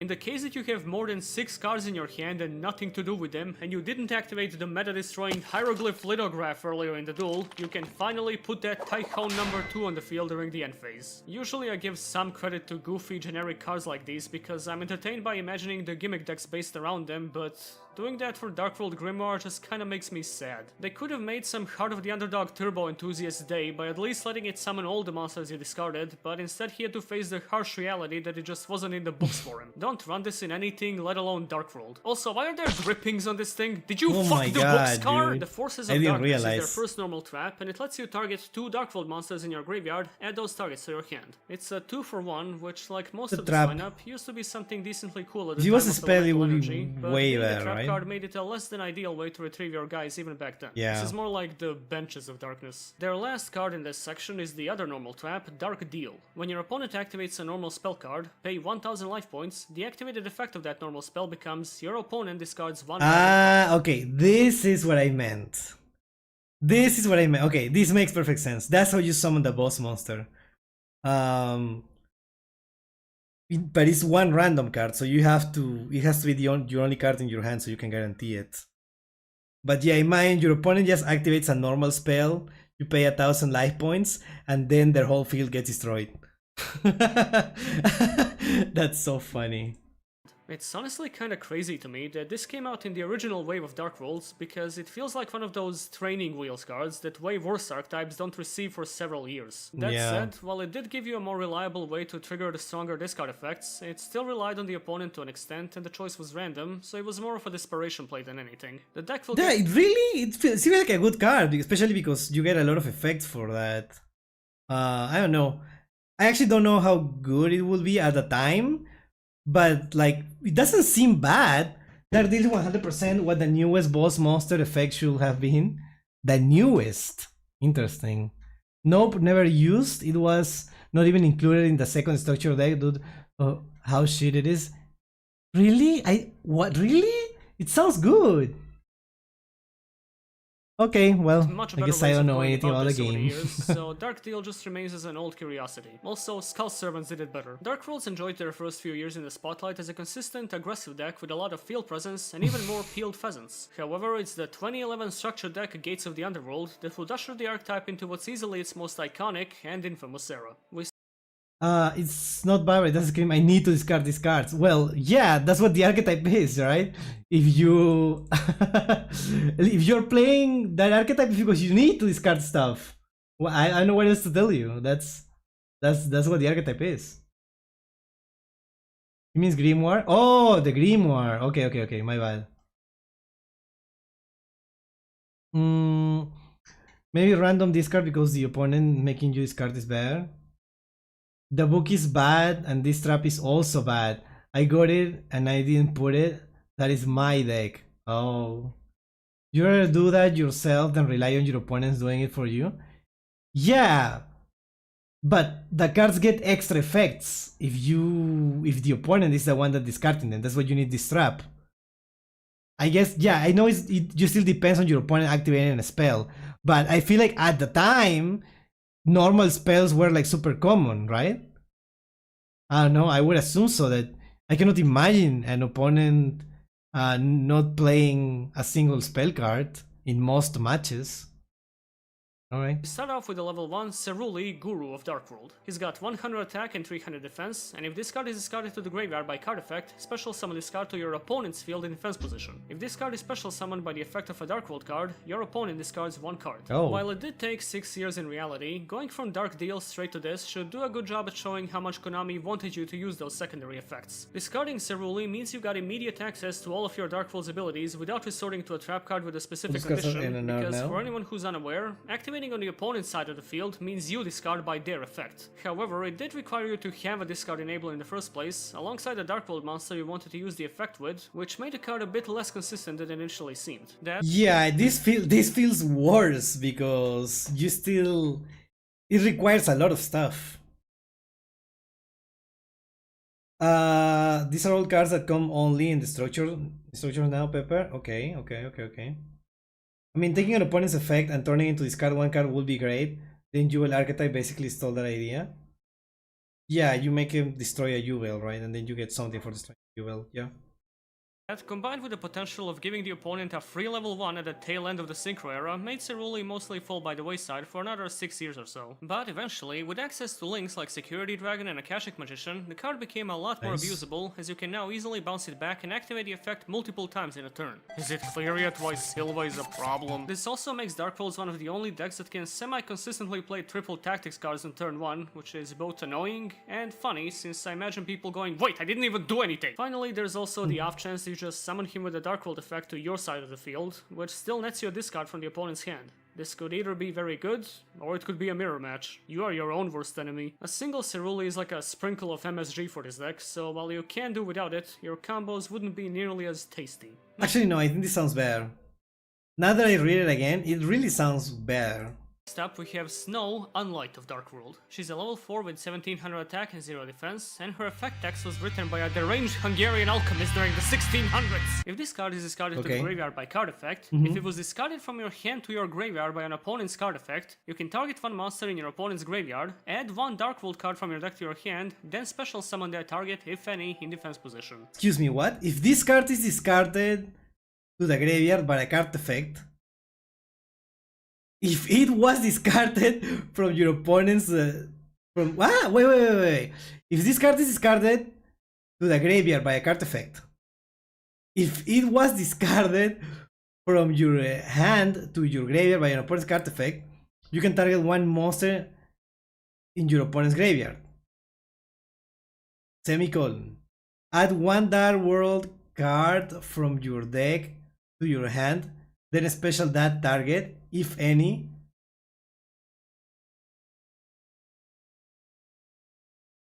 So what? Okay, if this card is okay. So what happens if it's discarded just by me, right? Not the opponent. If this card was discarded by a card from your opponent's effect, you can target one monster. Okay. So what it does is that I add one Dark World card from my deck to my hand, right? But if it's by the opponent's effect, the card that I target is a special summon. Okay. It's just a weird way to write it, but it makes perfect sense. Yeah. No, I get it. I understand. But I understand now, right? I understand now that I'm an adult and I play Yu-Gi-Oh every day, right? But I mind playing this in 2005, 2006, and be like, what are you what? This makes absolutely no sense. Am I in the tournament disputes with it? No, I think it's clear for a tournament. You have a judge. This is easy to explain. I think like everyone will know, right? If you understand it one time, then yeah. But I imagine at the time there weren't effects like this. It sounds like so overly complicated for no reason. Why do they call it discard if you discard and discard that card with discard? The threatening placement of colons and semicolons in Snow's effect is a consequence of problem-solving card text, occasionally causing problems. While it is written in line with the TCG's formatting, specifically in relation to when each part of the constant effect happens, which is why Gold's effect was reworded to be the same way, most people will find themselves perplexed for a minute before figuring out what the card actually does. No, that's exactly what happened to me. It lets you search on any discard, and if it happens to have been an opponent's effect, you target a monster in their graveyard beforehand and then revive it to your field after the search. And yes, of course it's way more comprehensible in the OCG. Maybe you have enough experience with the game that this is nothing too special to you, which is fair, but let's hear about it from the bright-eyed average Joes who aren't quite as familiar with Yu-Gi-Oh's bullshit. Pro Europeans try to decipher Snow's effect for 20 minutes? No. Here is the card Snow, Unlight of Dark World. Read the effect out loud and then tell me what you think it does. If this card is discarded to the graveyard by card effects, if it was discarded from your hand to your graveyard by an opponent's card effect, you can target one monster in your opponent's graveyard. Add one Dark World card from your deck to your hand. Then special summon that target, if any, in defense position. Okay, but... If this card is discarded to the graveyard by card effect, if it was discarded from your hand to your graveyard by an opponent's card effect, Why is it saying the same thing twice? Yeah, right? If It feels some like sort that. of other effect discards this one, snow with a double W, quadruple U, then you can special summon. So the targeted monster from the opponent's graveyard is the target that I can summon in the defense position, if I'm understanding this correctly. If this card is discarded to the graveyard by card effect. Opponent's card effect or? Okay, I see the problem here. Is this a typo? Wait a minute. Wait. Wait, it feels like a typo, right? It feels like that is wrong. I will see this card and I'm like, wait, this is... I got I got an error in my card. This makes no sense, right? It actually makes perfect sense, but it is worded horribly. It's worded horribly. It's almost feel like it's confusing on purpose, but it makes sense. Okay, but why does it say if it's discarded from your hand by an opponent's card effect and then doesn't proceed to say what happens if you discard it with your own card effect? Why is it an if but only has one option? Why? That's what I want to know. Bro, this is doing my head in because I want to understand this now. What the fuck? What does this mean? If it's discarded by an opponent's card, but if it's in your hand, so if it's taken from my hand into the graveyard, then I can pick a monster in my opponent's graveyard. Summon a monster. You know, it's even like weirder because like these people that are getting like quizzed, I don't know, are also not like native English speakers. So I guess it makes it like even harder. I will know. So The yeah. opponent's graveyard, but then special summon the target if any. And why does this happen? Under what condition? If it's your card is discarded by a card effect. But then it says the same thing but opponent's card effect. This probably doesn't let you even search, does it? What do you think happens if it's discarded by your own card effect? It doesn't do anything? Wrong. It does the exact same thing? When it's discarded by any card effect, it lets you add a Dark World from your deck to your hand, and if it also happens to have been an opponent's card effect, you get to special summon a monster from their graveyard. Oh, the colons. What do they mean? Yeah, Okay, nobody okay, explains the that. colons are meant to be like conditionals. Yes. That's like no.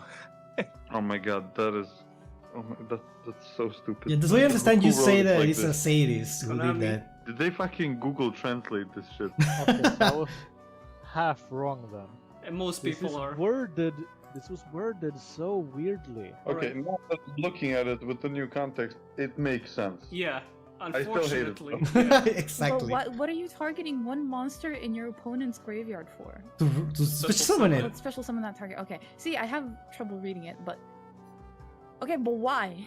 To torture dyslexics. Tragedy of linguistics aside, you run 3 Snow because it's still a great searcher that fetches your entire archetype. In hindsight, there's a cruel irony in the wording being deliberately fucked up just to facilitate the second effect, because you're pretty much never going to use it. Speaking of horrific wording and effects you'll never use, here's their first TCG exclusive, Latinum, Exarch of Darkness. Latinum. It's a level 6 with 1500 attack and 2400 defense, and sports some familiar, charming text saying, if this card is discarded to the graveyard by card effect, if it was discarded from your hand to your graveyard by an opponent's card effect, target one fiend monster on the field, special summon this card, then that target, if any, gains 500 attack. This is just a straight up worse version of Okay, let's read that again. If this card is discarded to the graveyard by a card effect, if it was discarded from your hand to your graveyard by an opponent's card effect, target one fiend monster on the field, okay? And now you special summon it. Then that target, that is the one from the extra effect, right? This was discarded to your hand, to the graveyard. From your hand to the graveyard by your opponent's card effect, target one fiend monster on the field. and it gains 500. So the extra effect, if it was discarded by your opponent's card effect, is your fiend monster gains 500. It's really simple, but why is it worded like that?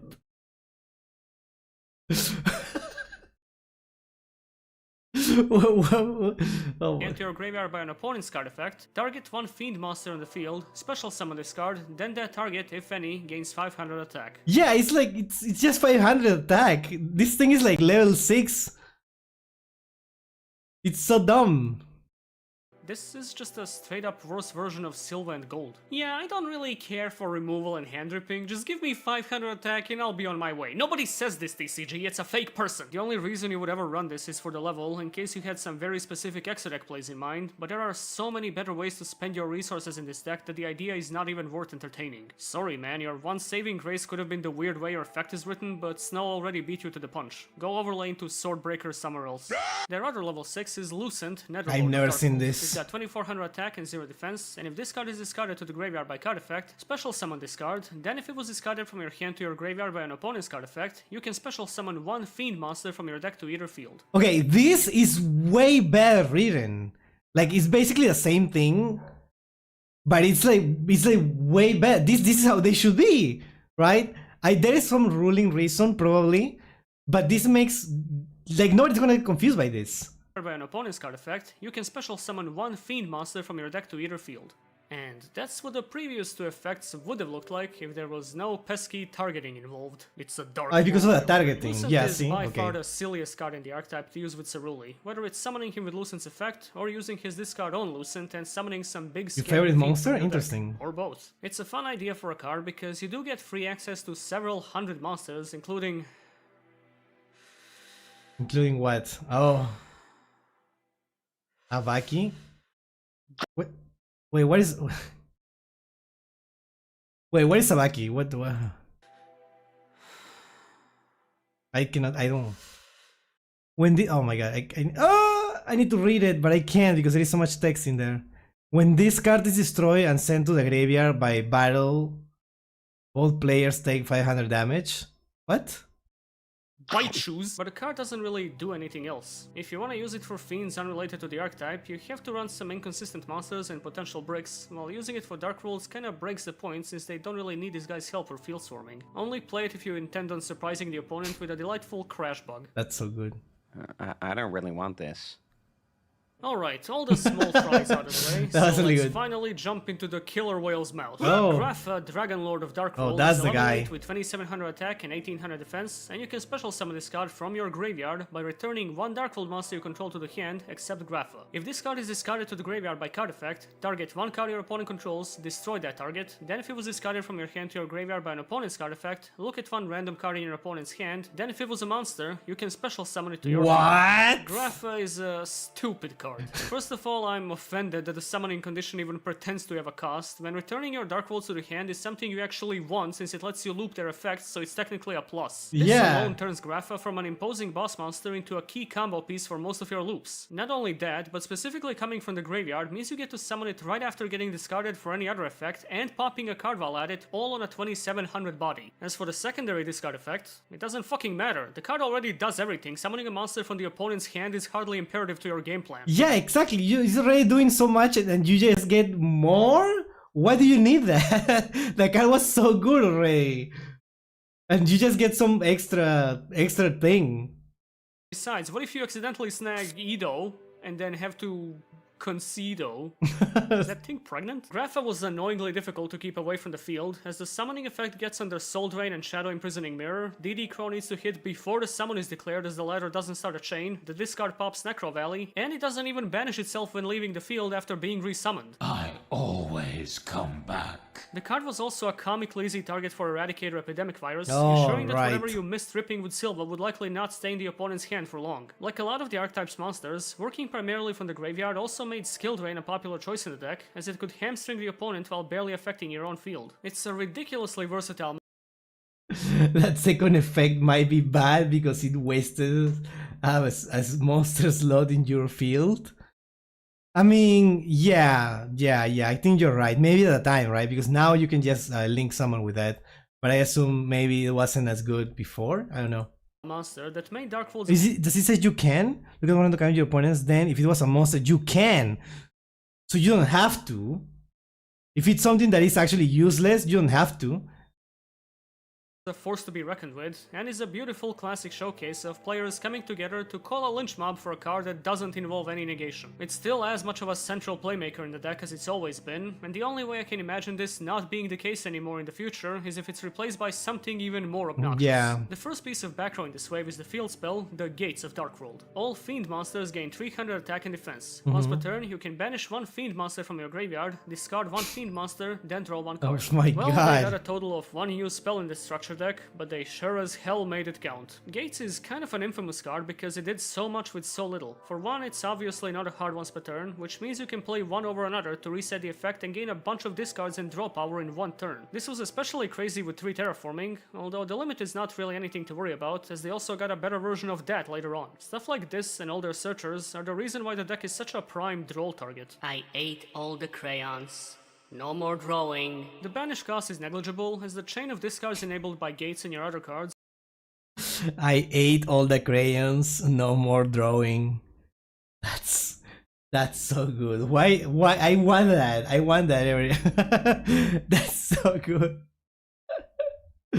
will ensure there's always ammo for it in the graveyard. If anything, back in the day it facilitated the use of Trance Archfiend, which was a great discard enabler and also recovery of banished dark monsters when destroyed. While the attack boost is not massive, it's actually pretty useful as it gets your level 5s into mid-range values, and more importantly, makes Graph a 3k beater. Yeah, take that, yugioh! At the time of Gates' release, field spells were still mostly janky pack filler, which only made its utility that much more impressive. You ran 3 back then, and you still do. The deck's last normal trap is Dark Scheme. It says, your opponent can discard 1 card to negate this card's effect, otherwise both players discard 2 cards, then draw 2 cards. What? And they are going to discard 1 card to negate this card's effect.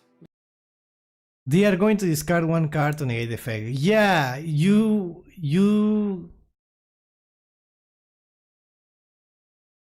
Yeah, otherwise it's too much, right? Because you discard 2 cards. Both players discard 2 cards and they draw 2 cards. I mean, it depends, right? If the opponent needs the cards in the graveyard too. I don't know. Looks because weird. When you give people So 2 weird. options, they are likely to choose the one they prefer. Quote by Pincus, philosopher of Darkworld. Dark Smog is a continuous trap with the effect. Once per Not turn, that you doggy. can target 1 monster in your opponent's graveyard, discard 1 Fiend monster, and if you do, banish that target. This was a pretty good piece of graveyard hate for a couple of years. It triggered your discard effects while messing with your opponent's graveyard setup, putting a damper in stuff like Agents, Plant Synchro, Chaos, Tengu, Boojans, and occasionally Lightsworns. Hi, doggy. While way too slow and inefficient to run nowadays, it does introduce us to the lore rivalry between these 2 archetypes, which continues right into their next card released way later in 2017, Darkworld Brainwashing. You want more Raiko snacks? You just gotta greet the mailman and then bite his head off. When your opponent activates... Dude, the poor dog. what's going on? The 2 cards with just 1 scared dog. What the hell? It's a monster effect. If you have 3 or more cards in your hand, you can target 1 Darkworld monster on the field, return it to the hand, and if you do, the activated effect becomes your opponent randomly discards 1 card. This seemed neat for a total of 5 seconds before it became apparent how tricky it is to make any good use of it. On one hand, it's a non-once per turn effect interruption with discard enabling that you could potentially loop several times with the right monsters. On the other hand, it's limited to monster effects and requires a really specific setup to be genuinely efficient, primarily due to the hand size requirement and random selection. It's barely an improvement over Dark Deal. You're much better off running generic negation traps or simply more playmakers. How weak-willed were the Lightsworns that they fell for this shit? Following the structure deck, Darkworlds enjoyed a comfortable place in the meta for a while, having more draw power and field presence than ever, and employing a playstyle that let them keep up with the evolving design of new archetypes and mechanics. Or so I'm told. They could have faked it. 2022 saw the release of the revised Darkworld Structure Deck as a structure deck called Darkworld Structure Deck. It was a structure world focused on Dark Deck and featured many things you'd expect in a Deckworld Structure Deck. Here are the contents of the Structure Deck. Parl, Hermit of Darkworld, is a level 1 with 300 attack and 100 defense. It's been so long after, but the art style still feels the same. That's so cool. Like, it's a real more detail, I guess. But it feels so nice that they embrace the old type of art. That's cool. I really like it. The lore is that Grapha brainwashed 4 lights on monsters and turned them into Twilight Zone. Oh. Yeah, I don't know much about the Light Zone. I never liked the designs of those cards. I was like, you know, it's kind of boring to me. But I like the idea of Twilight Zone. Discard one card, lose or lose the game. That's a good way to put it. That's a good way to put it. Light Zorn, Doggo becoming Twilight Zorn Doggo. Yeah. And if this card is discarded to the graveyard by a card effect, you can target one Dark World monster in your graveyard except Parl, special summon it to either field, then if this card was discarded from your hand to your graveyard by an opponent's card effect, you can special summon to either field one of your Fiend monsters that is banished or in your hand or graveyard. You can only use this effect of Parl, Hermit of Dark World once per turn. Is this good? Parl, that bricks people! This is not a bad card, but it feels excessive, since most of the Dark Worlds you wanna summon back already do that by themselves. The secondary effect giving you another summon that extends to the hand and banishment is cool, but it's not like this deck struggles to build a field without it. It could theoretically be a good extender depending on the circumstances, but most people don't find that designation to make for a card worth running. On a bit more useful side though, we have Genta, Gateman of Dark World. How many people are there at this fucking gate? It's a level 4 with 1000 attack and 1800 defense, and you can only special summon him once per turn. You can discard this card to the graveyard, add one the Gates of Dark World from your deck to your hand. If this card is banished and you control a Dark World card, you can special summon this card. No, it's just a searcher. Something I like to refer to as devious support design. A new card that might seem basic or even mediocre to people unfamiliar with an archetype, but is in fact something that makes its fans drop to their knees and praise God. Or maybe yeah, it helps with for consistency, right?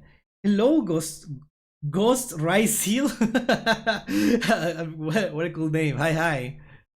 Satan in this case. Genta comes from the old school of field spell discard searchers, but while those usually made you trade in a beater for the card in question, this one immediately becomes a resource for a draw and a body on the field. And in the funniest decision they could have possibly made with it, the search is not a once per turn. Does terraforming say summon a free level 4? Didn't think so. This could have easily just been 3 extra copies of Gates and it would have been worth running for the utility alone, but the banish summon props it up immensely. Genta and any other Dark World monster is an instant combo, particularly with Grapha, who lets you pull off the search twice while hitting the field, so it's a fantastic monster all around. In fact, it's so good, you shouldn't run it. Makes turns take too long. For their last main deck monster, we received a long overdue retrain of their original boss in the form of Rainbow Overking of Dark World. It's a level 8 with 3000 attack and 1800 defense, and you can special summon this card from your graveyard by returning one level 7 or lower Dark World monster you control to the hand. If this card is discarded to the graveyard by card effect, you can add one level 5 or higher Dark World monster from your deck to your hand except Rainbow Overking of Dark World. Then if this card was discarded from your hand to your graveyard by an opponent's card effect, you can special summon one level 4 or lower Dark World monster from your deck or graveyard to either field. What? They dared to ask the question, what if Grapha searched Grapha? And the answer is a resounding, can you fuck off? I don't have to explain why the summoning condition is fantastic, as we've already seen why one massive level 8 with self-bouncing is a big deal in this deck. The discard effect on the other hand, while a bit specific, does get Gold, Silva, Grapha, or hell, the original Rainbow into your hand, with the secondary one potentially making for a neat combo with Ceruli. I always find it unusual when a monster this big is primarily an extender, but I guess I can appreciate that it has barely anything to do with its original counterpart. Yeah, it's like level 8, 3000 attack. What? Don't worry, I don't actually play Rise Seal, so don't let that discernment fool. Yeah, okay. You know what? I don't mind if you play Rise Seal. But yeah, it's okay. Oh yeah, it's super rare for an archetype to stay super consistent in its art when it's this old. Yeah, exactly. That's what I meant. You ran that card at 3. Genta is too good to not play. Oh, the previous one. Yeah. Run 3. Genta, and because Genta. Rainbow got an upgrade, it was only fitting for Grapha to get one of No, the I bet this is the best card in the the original world. Grapha was already a beast, the new one is straight That up world. Beast Wars. Grapha, Dragon Overlord of Dark World, is a Oh, level I've seen 10 this. fusion monster with 3200 attack and 2300 defense, requires fusing Grapha, Dragon Lord of Dark World with a dark monster, and has the following effect. When your opponent activates a monster effect, or a normal spell or trap card, while you Jesus. have a card in your hand, during either player's turn you can activate this effect. The activated effect becomes your opponent discards one card. Oh, You can that's- only use that's this what I effect said. once per turn. If this fusion summon card in its owner's control leaves the field because of an opponent's card, you can special summon one of your Grapha, Dragon Lord of Dark World that is banished or in your graveyard, then each player with a hand discards Oh one card. my god. You have to specify each player with a hand, because this thing is likely to leave the opponent without any. The archetype finally gets a consistent effect overwrite, albeit with a weird normal backroll limitation. You're just gonna have to learn to accept that Super Grapha can die to Book of Moon.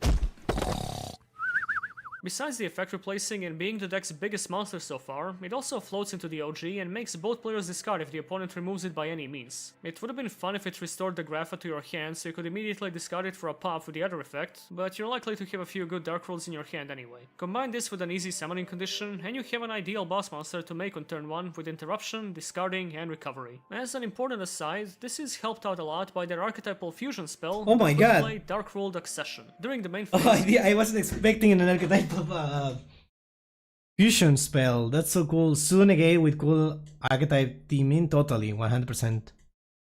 it lets you fusion summon one Fiend Fusion monster from your extra deck by banishing materials mentioned on it from your field or graveyard. If fusion summoning a Dark World monster this way, you can also discard monsters as material. During your main phase, if this card is in your graveyard, you can add this card to your hand, then discard one Dark World monster. You can only use each effect of Dark World Accession once per turn. You know how I called Genta devious design? Well, this is shameless design. A quick play fusion spell that gives your archetype free discard setup and lets you banish materials from the graveyard while recovering itself on the same turn with another discard? The DeviantArt has more restraint than this. By far one of the best archetypal fusion spells ever, and you only need to run one because it's stupidly easy to search and recover. It also summons Fiendsmith. No. That's how you know it's meta. But yeah, this card coming out from nowhere as a fusion monster, New Grapha gels in perfectly with the rest of Dark Rolls. And even better with my Tear Lament pile! As another quick side note, there's also the Ken and Gen duo, with Gen summoning his buddy from the deck to the opponent's side of the field, after which the latter makes you draw 2 cards and discard 1. In addition to being really cool generic monsters, these 2 are great support for the archetype, letting you easily trigger the secondary discard effects if you can expand the summon. Running 3 Gen and 1 Ken is basically stealth Dark World support and does wonders for the deck. And that's where the monster lineup ends, as far as the structure deck goes. However, Konami realized Dark Worlds would never be complete if they still left the players clamoring for that one mystery card.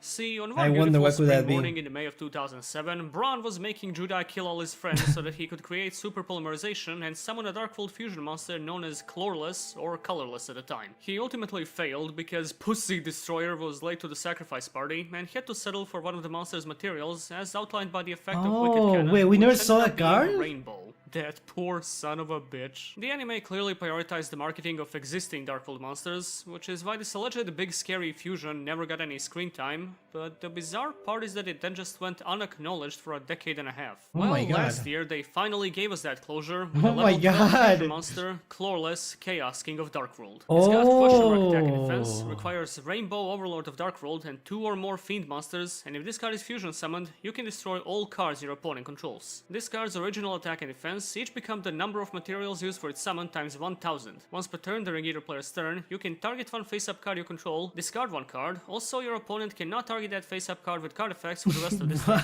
So, after all that time, all that anticipation, what's the verdict?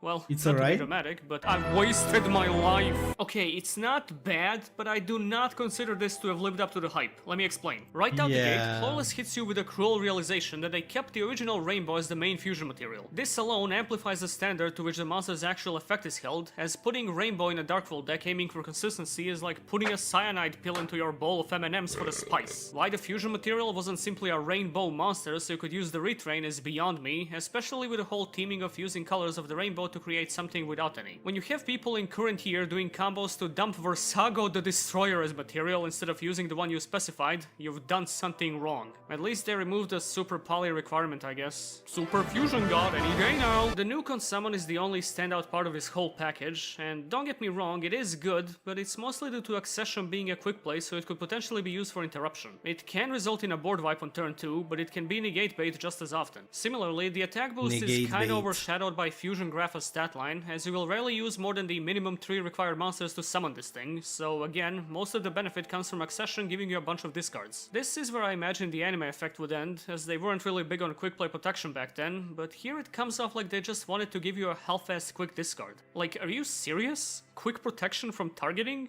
That just doesn't work. It's like yelling at someone to watch out after the piano already fell on their head. Overall, as a card in and of itself, this is fine. Right. You're right. You can target one face to discard 1 card. Also, your opponent cannot target. Yeah, I mean, I think it's still usable, right? But it's weird. That is a... You should make them unaffected or something. Unaffected, I guess, would be worse. I mean, would be better, worse to play against it.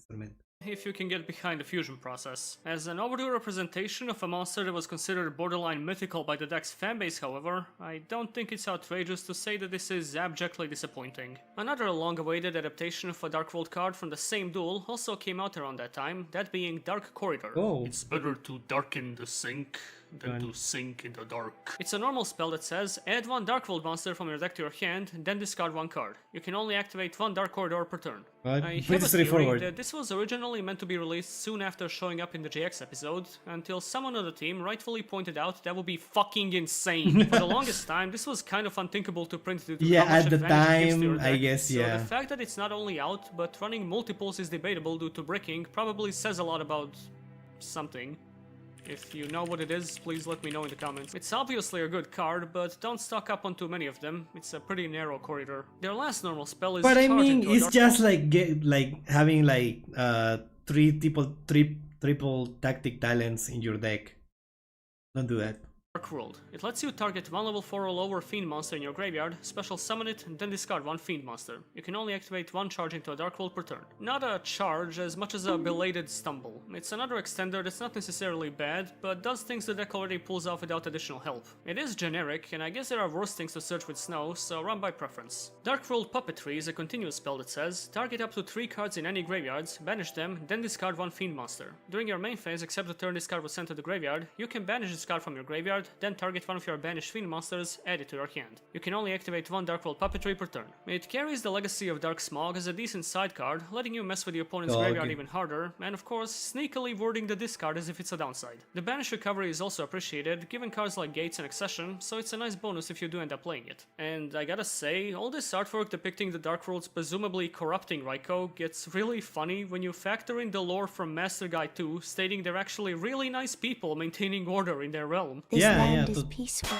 its inhabitants kind. My headcanon now is that the Lightstone sent in Raikou to Dark World for dog training, and it was so successful that they did the same with a bunch of their troops, including the dragon. Their last continuous spell is Dark World Archives. You know, I bet Gren is reading the script for this very video in there. That's how his head got so big. During your main phase, you can discard one Dark World monster, and if you do, Dark World monsters you currently control gain attack equal to the level the discarded monster had in the hand times 100 until the end of this turn. If a monster whose original type is Fiend is discarded from your hand by the effect of a Dark World card or an opponent's card effect, even during the damage step, you can discard one card, then draw 2 cards. You can only use each effect of Dark World Archives once per turn. This is a phenomenal one-off. Pretty much everything about it is good. Simple discard enabler, potentially huge attack boost to your whole field, and a double draw with another discard that you can activate as a response to the first effect. I mean, you know it's gonna be a good card when it pulls out the even during the damage step. Wouldn't you trust the Royal Rhino with deceitful dice? Ignore that second part. Again, running one is ideal as it's easily searchable and one of your best extenders. And the final Dark World card is the counter trap Dark World Punishment. Oh, when a a monster will be counter. normal or special summoned, you can negate the summon, and if you do, destroy that monster, then discard one Fiend monster. If a Dark World monster you control Alright. will be destroyed by battle or an opponent's card effect, you can banish this card from your graveyard instead. You can only use each effect of Dark World Punishment once per turn. Isn't that, if like, you're going good? first and your opponent somehow got a turn to play the game, the option to prevent that bastard from doing so is there. In any other case, it's whatever. I've reiterated 100 times by now that Dark Worlds really want to prioritize on-the-spot discarding and field building, and Punishment doesn't really let you do either. The protection is also not that great, as most of your big guys are either easily recoverable or have decent floating effects. This kind of control is not really the Dark World's forte, as they usually achieve it by making extra monsters, or don't even need to resort to it after hand looping. Negation is honestly such a boring way of irritating your opponent, considering I mean, what Dark Worlds can do true, with but one if it silver works, and a it line of works. arcane. Dark World. Dark grades. For the dark consistency, the deck is essentially in a quantum state between drawing its entire combo chain in one turn and irreparably bricking, especially against hand traps. Sometimes you'll have several duels in a row that will have you wondering how this archetype isn't tier 1, and other times you'll have twice as many duels that answer that question.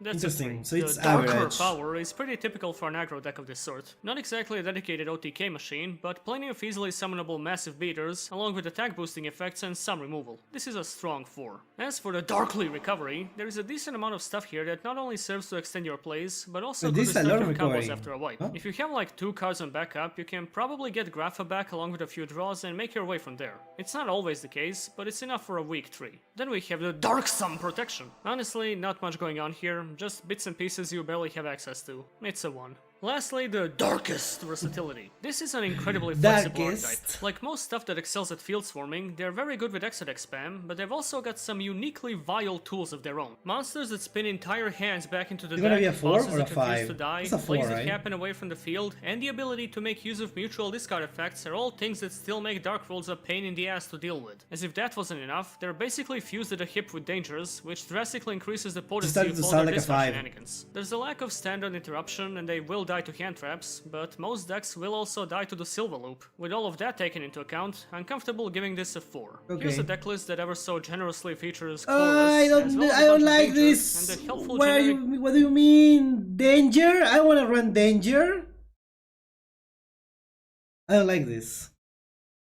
Wait, this is 1, 2, 3, 4, 5, 6, 7, 8, 9, 10, 11, 12.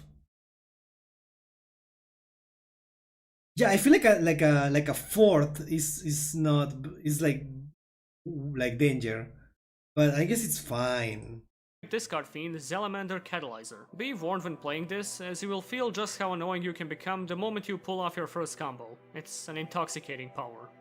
This archetype is evil. Saying that is not really an indictment of its quality, because both its haters and fans will agree it's simply the fundamental truth about its design. Why not? They are dangerous? I don't like them. I think they look ugly. Document. So many unapologetically dirty plays, with barely any breaks to limit the extent of their nonsense, with Konami being perfectly content in letting them maintain that reputation with future support. Personally, me seeing Dark Worlds for the first time was them being hyped up in a Serbian Yu-Gi-Oh magazine back in 2005, so probably learning about the meta 8 years later and seeing they're still around was kind of a surreal experience. While they may not be hanging out with the big shots anymore, they've left a contentious but undeniable legacy, and they are likely to remain the highly adaptable menace they always were. Whether it's a playstyle, sick-ass artwork, or you have a thing for getting yelled at, Dark Worlds have amassed a player base that will ensure that the archetype's despicable ways are here to stay. God help us all. Nice. Good video. Honestly, good video. Name? Line. You sure that's what you want to go with? No, actually, it's Derek. Derek Police Car. Suit yourself. Reason for leaving the graveyard? Special summon? Returning to the deck? I bombed really bad at a stand-up show, and all the Dark World guys recognize me now. It's really embarrassing. Wait, that was you? Terrible. Approximate duration of your trip? Between 1 month and about a year, depending on when there's a new episode. I'll put you down for 2 turns. How will you be departing the graveyard? I thought you guys handled that. So no preferences? I've always preferred the mouthfeel of gravel to sand, but we're to be picky in this economy, am I right? Hey, it's a little joke for you. We'll have you on the first bus out. I hate Can't this. wait to see the sun in the sky again, even if my doctor said I really shouldn't. Excuse me? I'm gonna come back to life, like a monster reborn. Right, like a monster. Where do you think this bus is going? Can I get off at the next stop? Huh. Pure Oyama. So this is what the poor Oyama lime. Alright, oh my god, Cyber Down. Okay. Cool video, thank you. Honestly, I want to play this. I want to play this. It would have to be like super like hyper consistent in order for me to actually like it. I don't like playing danger, but I like the idea of the deck. I really like it. I use that wall, I'm keeping it alive, but I support you. I think it's a really cool archetype. And it's like so old too, but it still makes sense. It was good then, I guess. I don't know. I like it. Thank you so much for recommending this. I feel like I can go against this deck now easily. Yeah, thank you so much. Thank you. Pepper, do not play this deck. I am not gonna. I'm saying that I would like to, but I'm not gonna because I don't have gems. Sorry for ignoring you, Cyber Horse. Did you watch any videos about the Shadow archetype I play against you? Because if so, I would like to see the reaction. If not, I would like you to watch a video about Shadows today. Is there a way to request a video without using Discord? Don't worry, I will keep it in mind for the future. If there is like a Shadow video, because I want to know about Shadow. Because I heard about it, so I'm curious. I heard a lot about it, so yeah, I will do it in the future. I don't know. It's not gonna be in this stream because we already decided the stream for this video. The streams for this video. The video for these streams. Yeah. I might watch Cyber Dragon next stream, probably. The Cyber Dragon one. I'm curious. Cyber Dragon is one of my favorite archetypes. So I will watch this. And then, depending on how long the Shadow is, maybe you can watch that stream. If not, the following one. But yeah, thank you so much. Little ad break in the other side. Okay. I think we're doing amazing. I think we're fine. Let's watch this. Was Alexis about to defeat Yuri?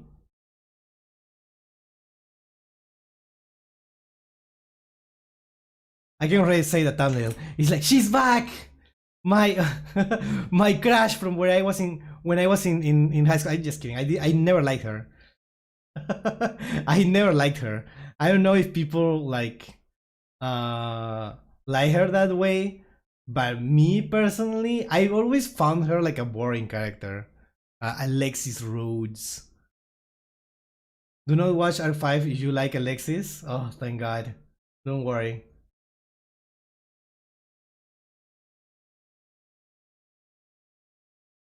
Thank God, because I am not a big fan, honestly. I mean, I don't mind the character. I know why it's there, right? But I personally, nah. I imagine using the spell card that lets you draw 3 cards, 3 and discard 2. Yeah, that sounds that would help. Something that would help with consistency. Hello, Kildash. Welcome. For the most part, I5 did legacy characters dirty. Yeah, that's what I saw in the battle against Sark. The duel against Sark. Yeah. So I still would like to see it because it's cool, but no. All right, hold on.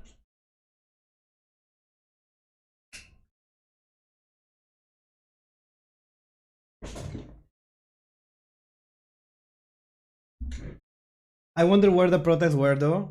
We watch a theory about it. You can watch it on the channel. We have a oh, I forgot the name, but we saw a video about a theory of what happened with the characters, and it was alright. But it is an explanation. By the way, Yuri wins using a folders deck. Thank you for spoiling. I mean, I already know that Yuri obviously won, right? But we want to find out about it. About how. The how is what we care about here. Okay. Was Alexis about to defeat Yuri? Sorry, hold on. Let me do it again. Was Alexis about to defeat Yuri? You know, I'm a big GX fan from like 20 years ago. Actually, I don't know. Yeah, like about around 20 years ago. And I've never been a fan of Alexis, so I would like to see how she did against Yuri in R5. Yes. So let's watch. Was Alexis about to defeat Yuri? In Yu-Gi-Oh! Arc 5, legacy characters returned. Legacy characters, yes. However, Alexis Rhodes got a so-so showcase of her dueling skills. Unfortunately for her, she was pit against Yuri, one of the main antagonists of Yu-Gi-Oh! Arc 5. In fact, Yuri was so confident in their duel, he basically used Ancient Gear Structure Deck to win. Shut up!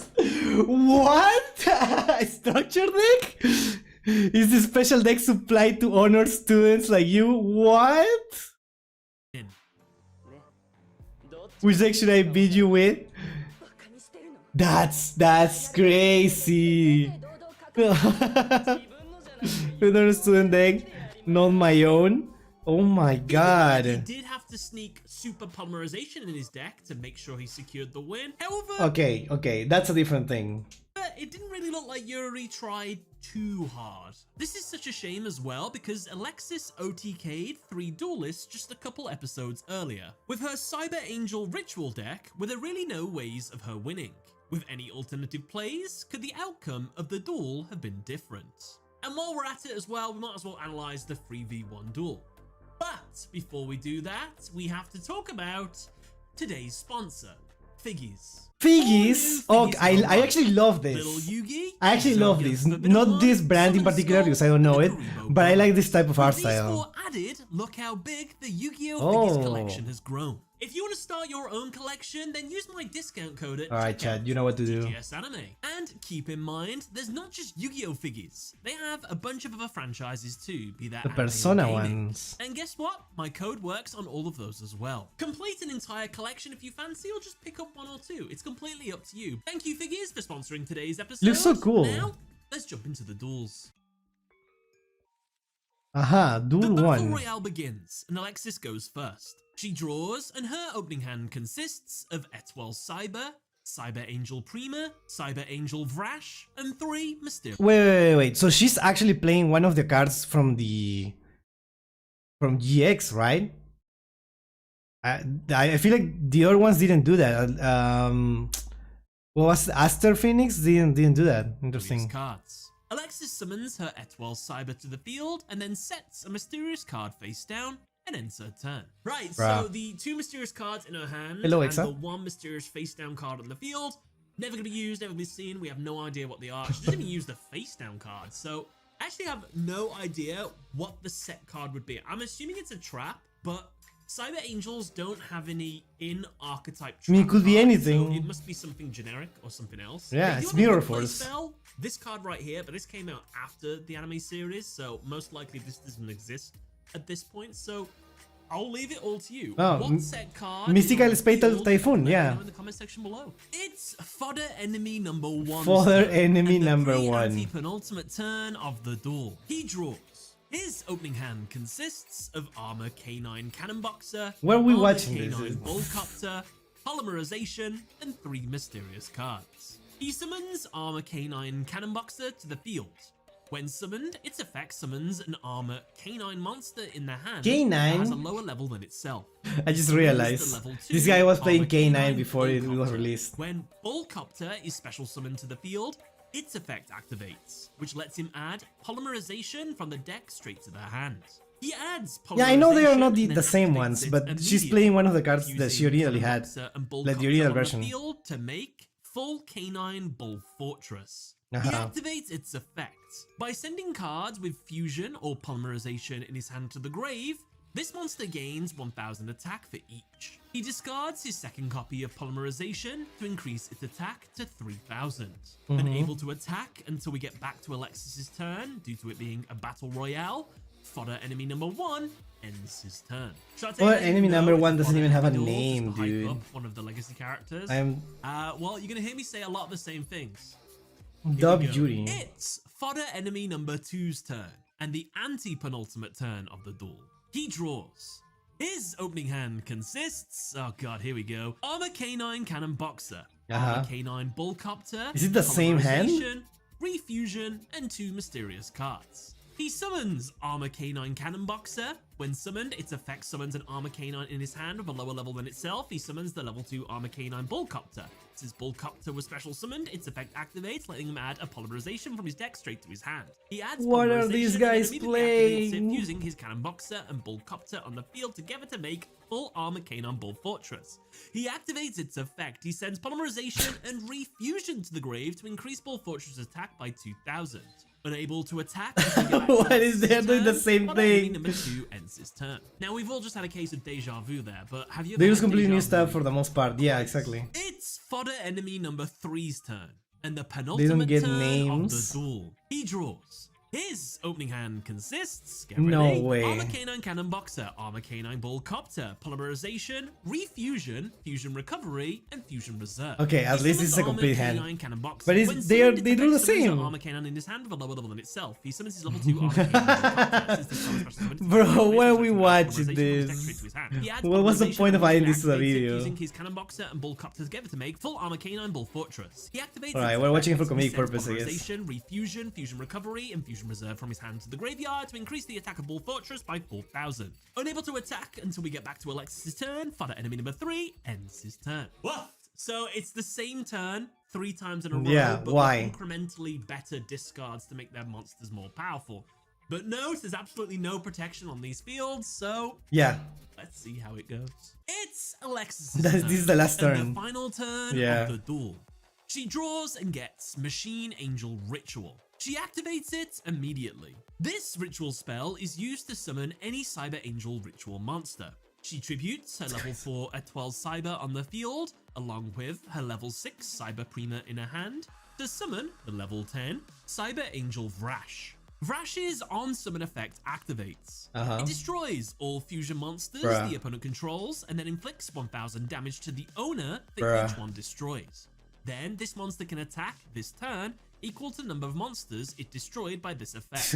All three Ball 4 monsters are destroyed. That's so dumb, dude. You can attack each one for 2000 damage. Battle phase and uses Cyber Angel Vrash's 3 attacks to attack each one of them directly. And That's just so like funny. that, Alexis wins the duel. Now, very obviously, there was no alternative plays that anyone could have done with that they would have known logically to do. They played What the a best card. possible duel they could with what they had, and unfortunately, it was lacking. And fun fact, even if the fodder enemies would have gone first, so they would have been the first ones allowed to attack, they still probably would have lost because they would have made their ultimate fusion boards. We go to Alexis' turn, she just does the play she does anyway, it wipes their boards. One of the fodder enemies has no cards in his hand now.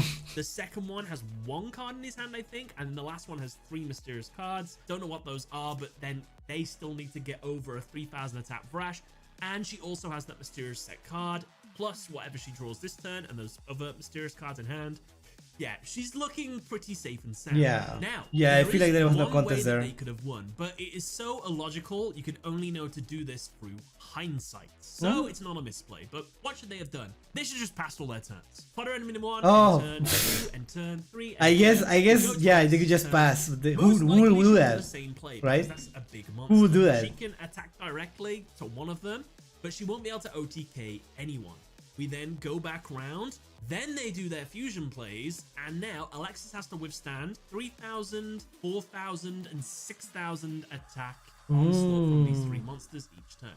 Can she survive this? Well, it all depends on what that face down card is. I personally think she would have, but it's hard to say. But yeah, not a misplay because obviously major hindsight was needed here. Yeah. Nice clean win, Alexis. Ritual users must be proud. Let's see if she can do it again. Fusion Destruction, episode 123. Oh my god.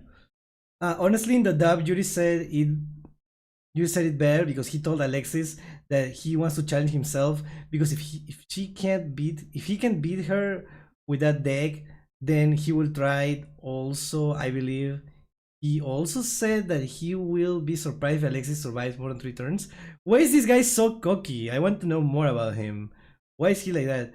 He totally Cyber and Cyber Prima along Machine are all older cards. Oh, they are all older cards? Oh, interesting. Didn't know that. So they didn't make new Cyber Angels. Bruh.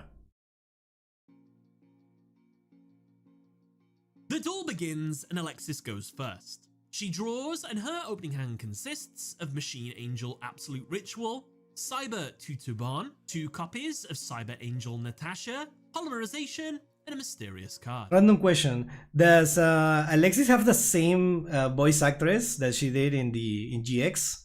Or did she gotta like recast it? Same with Aster. I think Aster probably got the same one. I don't know about Alexis. You did also beat 5 duelists at once, all of which got out powerful monsters using only Starving Venom Fusion Dragon. Classic. Yes, in the dub, amazing. Amazing, thank you. Yuri's the brat of the Yugioh clones. Yeah. Alexis starts by activating her think. Machine Angel Absolute Ritual. This card ritual summons any Cyber Angel ritual monster by tributing cyber monsters from the hand or field, or by shuffling them from the Both in grave English and back to the Japanese. deck. Nice. She tributes her level 5 Cyber Tutubon in order to ritual summon her level 5 Cyber Angel Natasha. She summons it into defense. Due to Cyber Tutubon's effect, since it was used for a ritual summon, its effect allows Alexis to add a ritual spell in the grave back to her hand. She Whoa. adds back Absolute Ritual. She All uses VAs it returned. again, Wow, that's so this cool. That's time awesome. returning Cyber Tutubon in the grave back into the deck. She ritual summons a second copy of Cyber Angel Natasha into defense. The Natasha's effects are when they are targeted for an attack, while you control another cyber monster, you can negate the attack. Once per turn, you can target one face-up monster you control, gain life points equal to half its attack. If this card is in the grave, you can banish one other Cyber Angel monster from your grave, take control of one monster your opponent controls, and then summon this card. Alexis activates both of Natasha's on-field abilities. They target each other, increasing her life points by half of the attack. This is a mix of old and new angel cards in R5, okay. She ends her turn. It's Yuri's turn, and he draws. His opening hand consists of Ancient Gear Golem, oh my Ancient god. Gear Wyvern, Ancient Gear These are the old Fortress, cards. Ancient Gear Catapult, Super Polymerization, and Unfinished Ancient Gear. You gonna read the cards? Because he doesn't know what they do.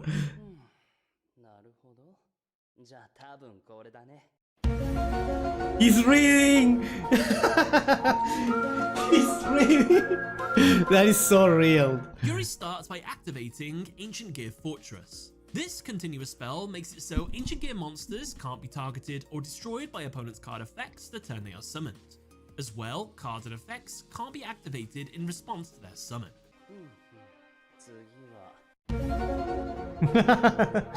I love it. Okay, I convinced. I need to watch this. I need to watch this. This is so Immediately good. destroys it with his Ancient Gear Catapult. Catapult can only be activated while he controls no monsters. By destroying one card he controls, he can summon an Ancient Gear monster from his deck, ignoring its summoning conditions. He destroys Ancient Gear Fortress to summon Ancient Gear Gadget. Due to Ancient Gear Fortress's second effect, since it was destroyed, it too summons an Ancient Gear monster, but this time from the hand or grave. Yuri summons Ancient Gear Wyvern from his hand. When Wyvern is summoned, its effect adds an Ancient Gear monster from the deck to the hand. He adds Ancient Gear Reactor Dragon. Yuri activates the effect of Ancient Gear Gadget on the field, So which weird, allows like it to treat gadgets. itself as either red, yellow, or green gadget. He declares Red Gadget. Yuri tributes his Ancient Gear Wyvern and Ancient Gear Red Gadget to summon Reactor Dragon. Since it was summoned using Ancient Gear Reactor monster, Dragon? it I gains haven't piercing seen battle this. damage. As well, since a gadget was used for its summon, it can attack twice per turn. On top of this, Reactor Dragon can also, if it attacks an opponent, they can't use monster, spell, and trap effects until the end of the damage step, and after successfully attacking, it can destroy an opponent's spell or trap card on the field. Okay. And so, with all that in mind, Yuri moves into his battle phase and orders Reactor Dragon to attack one of the Cyber Angel Natashas. Natasha's effect would activate here, which would negate the attack, but Reactor Dragon prevents this. The first Natasha is destroyed. Alexis takes piercing battle damage and the first damage of the duel. Reactor Dragon attacks again and destroys the second Natasha. Yuri moves into his main phase 2 and sets Unfinished Ancient Gear face down and ends his turn. Now, this is a fantastic first turn of Yuri, probably one of the best plays he could do with this deck. At first, I thought, there is a better play he could have done. In fact, he could have won very clean. Got him so slack. He was just reading the cards. Come on. He it's his first time playing with this structure deck. Like, everything is justified. Come on. Like, he just picked up the deck. First turn. What was this play? Well, this is what I thought he could have done. Since we know Fusion Honor students have Chaos Ancient Gear Giant in their extra deck, that would have been the card to push for game with. To do this, he would have needed to activate the continuous spell, then use Catapult to blow it up, summon Ancient Gear Hunting Hound from the deck, and then Wyvern from his hand. Add Ancient Gear Box with Wyvern, use Hunting Hound's first effect to deal 600 burn damage. Then activate Hunting Hound's second effect, which allows it to fuse itself with monsters in the hand and field. Fuse it with Wyvern on the field and Golem and Box in the hand to summon Chaos Ancient Gear Giant. Chaos Ancient Gear Giant can attack every monster once each. It does piercing battle damage and shuts off monsters' effects in the battle phase. So, attack both Cyber Angels, that's 7,000 damage. GG, right? Well, no, it turns out that the anime version of Chaos Giant is very, very different. I didn't know there was a card from this, Not only this anime. does it not have piercing, its fusion materials are actually ridiculous. Instead of any 4 Ancient Gear monsters, it's instead Ancient Gear Hunting Hound, Double Ancient Gear Hunting Hound, Triple Ancient Gear Hunting Hound, and Ultimate Ancient Gear Hunting They Hound. have to be those in particular? Crazy! Yeah, that's You could insane. realistically summon that in a duel naturally. You've got to make, so 1 Hunting Hound, then 2 Hunting Hounds and Polymerization for the second one. Because you don't need polymerization then since the hunting 3 hounds have Hunting built-in Hounds fusion effect. and Polymerization Sure. for the third one. You still And then need you very also specific need to use monsters. one of those, plus another monster, plus polymerization, and then you need to get it back to the field so that you can use polymerization again to fuse it. That's like 14 different cards, roughly, that you need to use. I don't think my maths was great there, but that's mad. It makes sense why Dennis, when he summoned this monster, used Chaos Ancient Gear Fusion, which cheesed it out. Yeah, It turns out obviously. the play that Yuri did was actually one of the best possible plays he could have done. But so not the best, but good.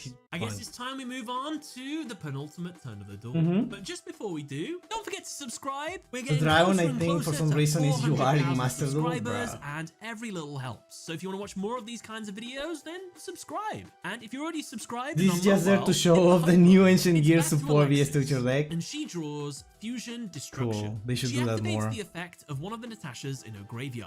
She banishes another Cyber Angel to summon it back from the grave and take control of an opponent's monster. She banishes the other Natasha to summon it, and then takes control of Yuri's Reactor Dragon. Alexis uses Natasha's effect to increase her life points. Yeah, they look by very half different to the of Reactor old Dragon's ones. Attack.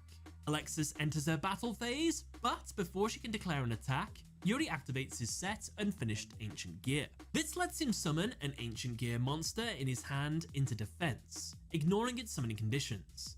The summoned monster's attack and defense are halved, however, it can't be destroyed by a battle this turn. Yuri summons Ancient Gear Golem into defense. Alexis orders Reactor Dragon to attack it twice, dealing piercing battle damage both times. Alexis moves into her main phase 2 and activates her Fusion Destruction continuous spell. By discarding Polymerization in her hand, she can look at the opponent's deck and then banish up to 3 cards that have Polymerization or Fusion in their name. What? The opponent then takes 300 damage for each card banished. After That's such a this, specific the opponent card. activates a Polymerization or Fusion spell or trap card. This card can negate the activation and destroy it, and then inflict 300 damage to the opponent. Unaware that Super Polymerization is currently in Yuri's hand and having no way to rip it from his hand since this card only deals with a deck, Alexis looks at his deck and banishes 3 copies of the original Polymerization. Yuri takes 900 damage. Alexis ends her turn. It looks so Sadly, silly. with the cards that she had in her hand, this is the best that Alexis could have done. Oh She had no, ways she to could have pick up never the done game it. here. She has 1 mysterious card in her hand. The only way she could have won is if this card was Cyber 2-2. Auto attack Since it directly? is weaker than the opponent's monsters, it is allowed to attack directly, and that would have been game. But she just probably doesn't have this card in her hand. It's a lot of ifs and buts. Yeah, but ifs and yeah, buts. unfortunately, she couldn't win here. It's Yuri's turn. And the final and turn when, of but the never duel. is. He draws and gets Ancient Gear Potential Workshop. duelist. He activates it. This lets him Okay. add an Ancient Gear monster in his grave to his hand. He adds back Ancient Gear Wyvern. He summons it to the field and then uses its effect to add Ancient Gear Box from his deck to his hand. He discards it to pay the cost to activate his Super Polymerization Quick Play spell. Jesus. This card uses monsters on both sides of the fields as fusion materials. Cards and effects cannot be activated in response to this card's activation. This means Alexis's Fusion Destruction can't negate this card's activation. And so, Yuri fuses his Ancient Gear Wyvern, Ancient Gear Golem, and Reactor Dragon on Alexis's side of the field to summon Ultimate Ancient Oh Gear my Golem. god. This monster has piercing. That's the battle guy damage from and the turns off spells and traps in from the battle last phase. duel. Yuri enters GX. his battle phase and attacks Not last Cyber duel, but you know what I Angel mean. Natasha. Unable to negate The graduation attacks, one, yeah, since that Natasha one. needs another Cyber Angel on the field to use its effects. Alexis's life points drop Yeah, we to saw all the 0. context in this video. Yuri wins I'm familiar. the duel. Unfortunately, this is an open and shut case. Alexis had absolutely no Yeah. ways to win this duel, unfortunately. I do think it's a little bit of a problem of the script writers giving her not a very varied hand. Like, she had one play and wasn't even an offensive play, it was mainly just defensive. Stealing the opponent's monster is pretty cool, but She got a bad hand. ritual stuff in this duel, really. And it's kind of a shame. Personally, I would have liked it if Lexis did a little bit more on this duel, getting out more of the Cyber Angel ritual monsters. Yeah, to see more of her. But unfortunately, that's the best we got. Both of the GX characters in Yu-Gi-Oh! Arc 5 had awful win-loss records. Neither of them beat a named character. Aster did get a draw against Yugioh, which is kind of something, but then he lost everything else. Alexis beat some no-name characters. She did OTK them. I guess that's kind of cool, but then she lost to Yuri. But that's a big bad. I mean, that is the point, right? To show you how strong Yuri is, right? Because if she can like beat like or like duelist 3 at the same time, and then she got beaten like this by Yuri, that just shows how strong Yuri is. I know that's what the script is trying to do. So, it's a tough one to scale. So yeah, let me know what you think about Alexis in the Yu-Gi-Oh! Arc 5 series. What did you think of this duel? Other than that, though, I'm so glad I'm not an Alexis fan. Otherwise, I would be pissed right now.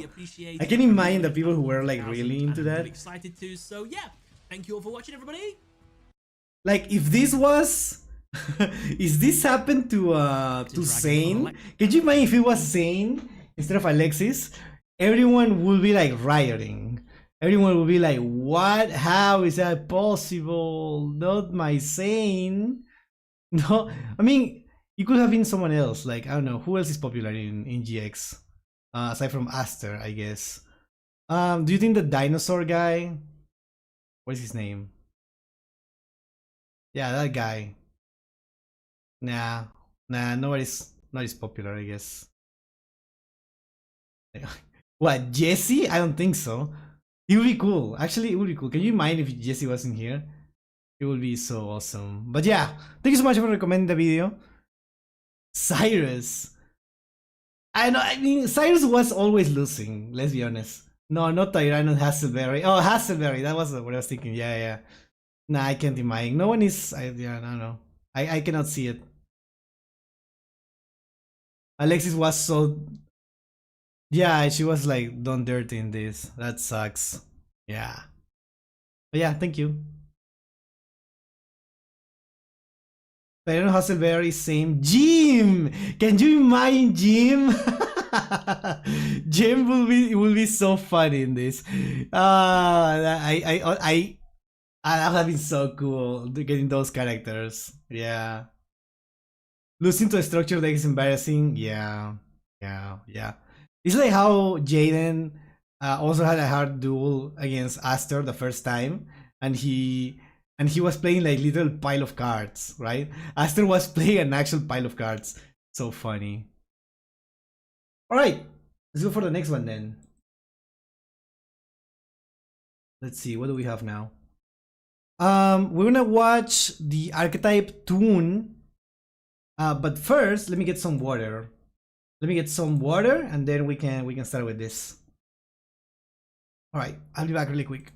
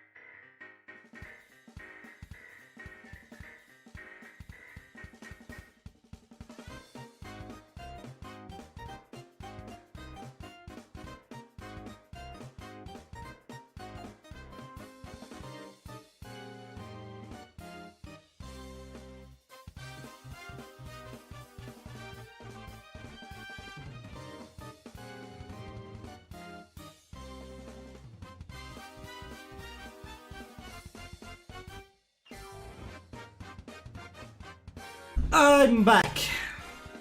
I am back.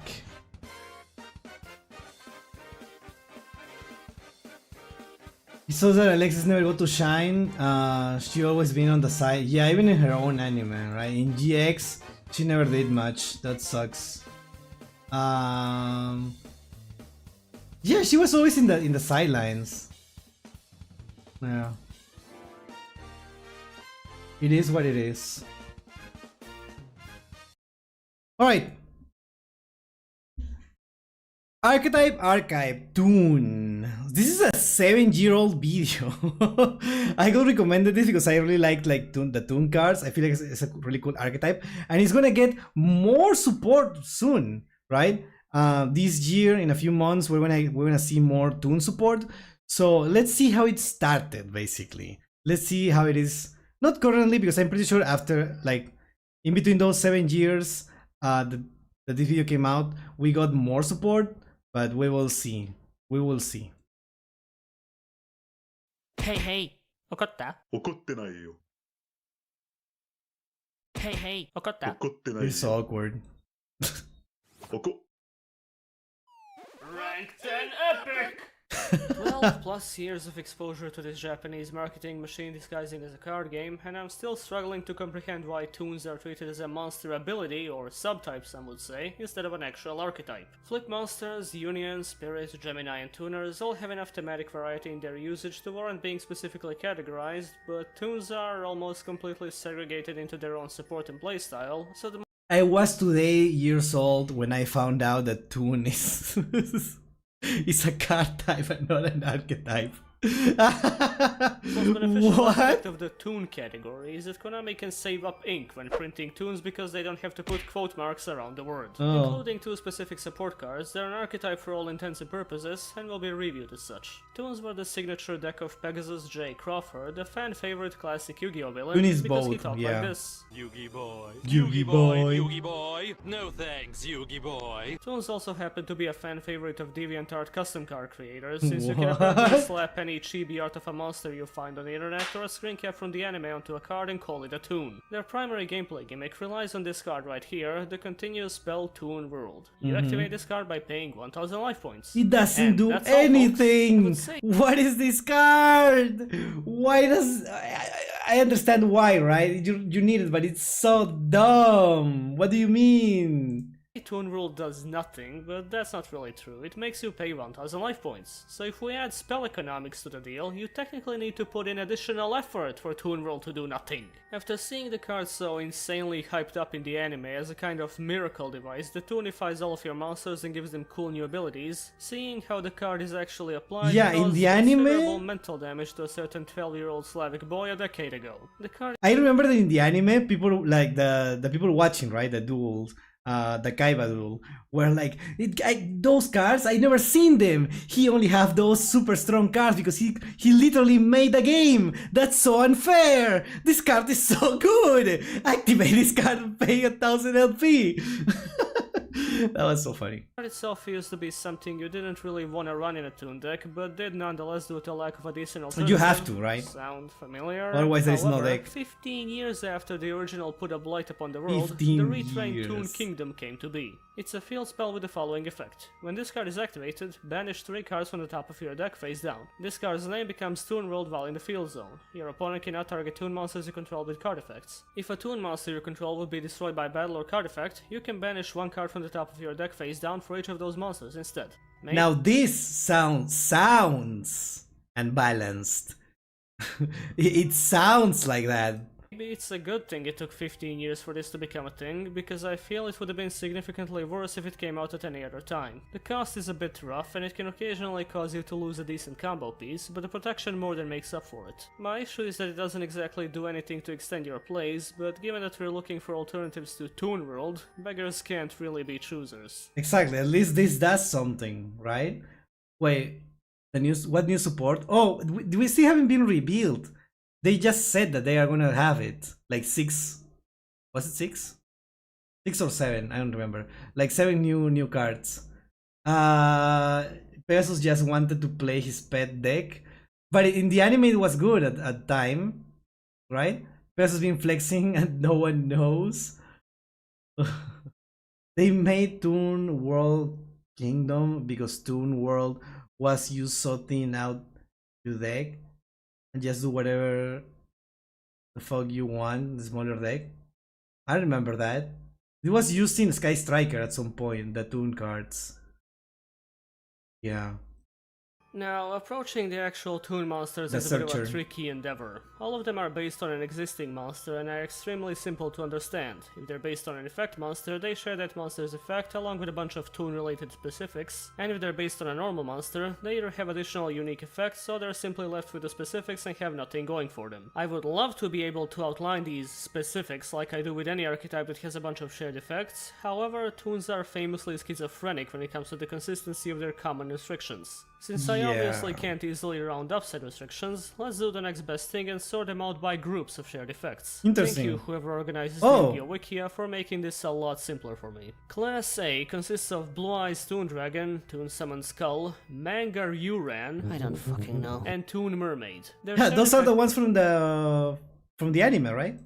are The following. first- Cannot be normal summoned or set. Must special summon itself from the hand by attributing The- the same number of monsters as first for season. attribute summon of a monster with its original level while you control Toon World. In the OCG, after being special summoned properly, it can be special summoned from the graveyard or while banished by any appropriate effect, and it is not necessary to control Toon World in this case. Why OCG only? Don't ask me. Cannot attack the turn it is special summoned. Requires paying 500 life points to attack. What? If Toon World on the field is destroyed, so is the Toon monster. If the opponent doesn't control any Toon monsters, the monster can attack directly, but otherwise it must target a Toon monster for its Those are more restrictions than I remember.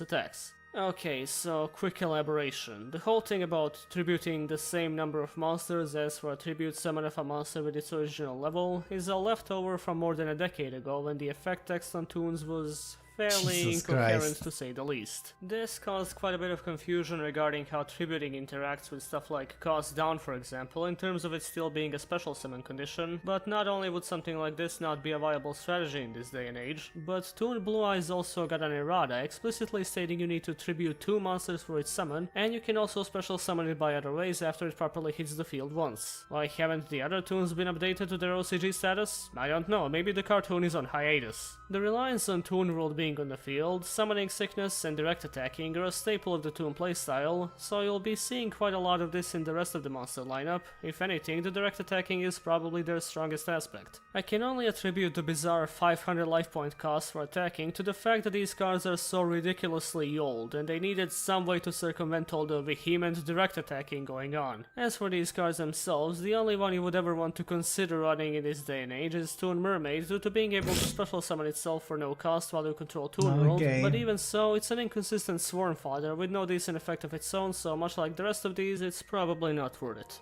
Class B consists of 1 card, Toon Dark Magician Girl. Cannot be normal summoned or set. Must first be special summoned from your hand by attributing 1 monster while you control Toon. I think that's If the Toon World on the one field is that destroyed, it's got your risk card. Can attack your opponent didn't have the directly unless they control a restriction Toon monster, in because which like case text this was attack too must long, target a right? Toon monster for its attacks. This card gains 300 attack for each Dark Magician or Magician of Black Chaos in either player's graveyard. It's Dark Magician Girl with the old standard Toon limitations, except she can attack on the turn she's summoned and doesn't require a payment of 500 life points. Why is this the case? Well, I have a theory. Back before problem-solving card text jumped in to save the day, Toon Dark Magician Girl was the card with the longest effect text in the Jesus. game, so I presume that because they wanted the Toon version to keep Dark Magician Girl's 300 attack boost effect, they had to get rid of some Toon aspects to make the text Oh fit my in. God. These are of course just postulations, but I find some credibility in them, given that the several initial prints of Relinquished left out the ritual spell requirement because the effect was so obnoxiously long. God forbid somebody showed them Nirvana High Paladin back then. In turn, this made Toon Dark Magician Girl the only Toon monster to this date that can attack on the turn it's summoned, but does that make Okay. it worth running? I guess there are worse Toon monsters to consider, and it's really not that hard That's to get what a makes single it monster out in the field one for of the special best summon ones, fodder, right? But I personally prefer Toons that do things instead of just hitting hard, so run only by preference. Class C consists of Toon Cannon Soldier, Toon Gemini Elf, Toon Mask Sorcerer, and Toon Goblin Attack Force. These monsters can be normal summoned or set, have no effects to special summon themselves from the hand, cannot attack the turn they're summoned, if Toon World is destroyed so are the monsters, and if the player controls Toon World while the opponent doesn't control any Toon monsters, they can attack directly. Alongside this, they have their own unique effects. Cannon Soldier allows you to tribute a monster to deal 500 damage to your opponent. When Gemini Elf inflicts battle damage to your opponent, discard one random card from their hand. When Sorcerer inflicts battle damage to the opponent, draw one card. And if Goblin Attack Force attacks, it's changed to defense position at the end of the battle phase and cannot be changed until the end phase of your next turn. You're gonna wanna run as many Gemini Elves and Sorcerers as you can, since they're probably the best monsters in the archetype, having simple but efficient effects. Both of them being level 4 is also a nice touch, opening up the potential for some Xyz plays. Toon Cannon Soldier turns the Cannon Soldier FTK searchable because God knows we need more of that in the game, and it's really not worth running in Toons for any conceivable purpose. And Toon Goblin Attack Force is not much good for anything other than immediate disposal. Yeah, this was from back in the day when 2000 or more attack on a level 4 monster required military grade restrictions to save the poor helpless meta. Yeah, you need to put like things like that, otherwise it was too much, because you can just normal summon this thing needs a restriction. You need to tribute something to attack or stuff like that. That's so Kinda funny. makes you wonder what the thought process was for adapting these really specific old monsters into Toons, since I highly doubt anyone would know about the original Mask Sorcerer. Yeah, I've never seen it before. I'm just So where the hell is my thinking Toon right now. Changeling? Class D of Toons consists of their newest monster lineup, Toon Dark Magician, Red Eyes Toon Dragon, Toon Buster Blader, Oh, now Toon we're Cyber cooking. Dragon, Toon Barrel Dragon, and Toon Ancient Gear Golem. They can be normal summoned perfectly fine, they have no tribute to special summon conditions, cannot attack on the turn they're summoned, if Toon World is destroyed the monsters stay on the field no problem, and of course if the player controls Toon World and the opponent doesn't control any Toon monsters, they can attack directly. As for their individual effects, the ones based on effect monsters have pretty much the same effects as the monsters they're based on. Ancient Gear Golem disables back row when attacking and deals piercing damage, Buster Blader gains 500 attack for each dragon type monster your opponent controls or is in their graveyard, Barrel Dragon lets you flip a coin 3 times and destroy a card on the field if you get at least 2 heads, They have and such Cyber Dragon can inconsistent be special summoned from your effects. hand if the opponent controls a monster and you control no monsters. Red Eyes Toon Dragon allows you to, once per turn, special summon one Toon monster from your hand except Red Eyes Toon Dragon, ignoring its summoning conditions. Toon Dark Magician, also once per turn, lets you discard one Toon card, then either special summon one Toon monster from your deck except Toon Dark Magician, ignoring its summoning conditions, or add one Toon spell or trap card from your deck to your hand. You see, I can kinda get Cyber Dragon since the effect is legitimately decent, but I Yeah, I think they I don't remember if they were in find the it anime. really I think hard to the Ancient validate Gear the was in the existence anime. of the 3 other effect monster adaptations. It's like they exclusively limited themselves to nostalgia baiting as opposed to toonifying the monsters with effects the archetype would actually benefit from. God forbid you gave them some more level 4s, no, instead it's nerf or nothing! However, I do find it kinda clever how the artwork of Toon Barrel Dragon is based on the censored American version of Barrel Dragon, but I can't tell if it was done as an homage or shade throwing. On the other hand, Dark Magician and Red Eyes actually had some effort put into their effect design, Hello, giving Goro. the archetype some much needed consistency and swarming potential. It's just a bit of an issue that you need to either tribute summon them or rely on some fairly specific support to make them hit the field, making their effects annoyingly tempting as the cards sit in your hand with no way to pop out. I think like what the usual players do, the Toon players, is that they use Red Eyes cards to summon this, right? And then they can special summon something else. So that's how they summon a lot of Toons. So you need like support from Red Eyes for this, right? I assume you can do something similar with the Dark Magician? I don't know. Blackstone of Legend is a decent Yeah, exactly. gimmicky way to summon Red Eyes, even though it takes away your normal summon for the turn, so run a couple of these if you have Toon Red Eyes and Dark Magician in your deck. I'm personally a big fan of these two, especially Toon Dark Magician because the Toon spell and trap lineup is hysterical, as we'll see soon, but some people prefer a more control-centric build, featuring only Toon Gemini Elf and Mask Sorcerer, along with a bunch of traps. The choice is yours and yours alone.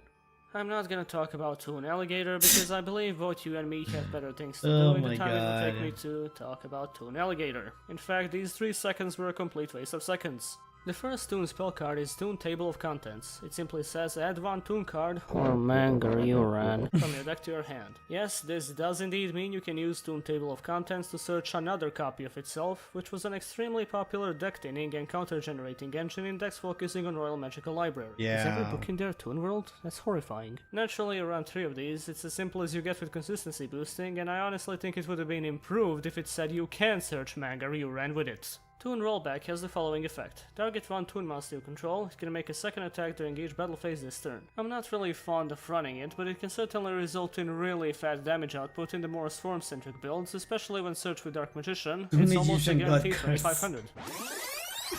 It's almost a guaranteed 5000. It can also make for some additional discarding or drawing with the level 4s, so run it if you feel lucky. Shadow Toon can be activated if you control Toon rolls, and it lets you target one face-up monster your opponent controls and inflict damage to your opponent equal to that monster's attack. You can only activate one Shadow Toon per turn. It's more flat damage output, but this time relying on your opponent's lineup of monsters to be of any use. While it can make for some decent burn, it highly depends on the deck you're facing, so I think you're just better off playing Rollback if you want to this is good. Their next normal spell is Mimicat. If you control Mimicat.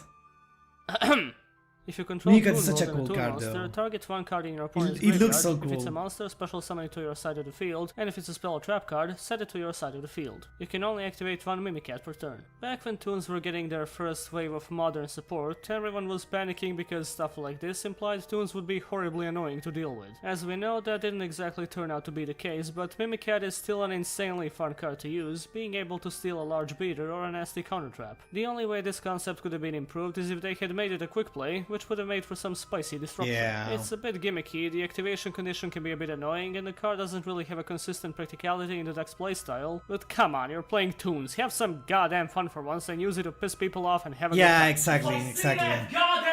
That card was so cool in the anime. It was so awesome. An equip spell that says if you control Toon World, equip this card to an opponent's monster. Take control of it, it's treated as a Toon monster. If your opponent controls no Toon monsters, it can attack directly, and if Toon World is not on the field, destroy this card. Oh, first the hand catches you, then you catch these hands. It's fun stuff, especially if you take control of a monster with huge stats or an important playmaker. Kinda like Mimicat, the potential for its usage is inconsistent and highly dependent on your opponent's loadout, but it plays into the wacky team of Toons, and easy monster snatching is not really something you see a lot of these days. For maximum, this deck is just bad. Like every single card here is bad. How is this so? You can see how popular these were in the anime. So people keep talking about it, even though the archetype is like horrible, dude. Irony use this to take control of Giant Hand. Their first trap card is a normal trap Toon Briefcase. When your opponent summons a monster while you control a Toon monster, shuffle that monster into the deck.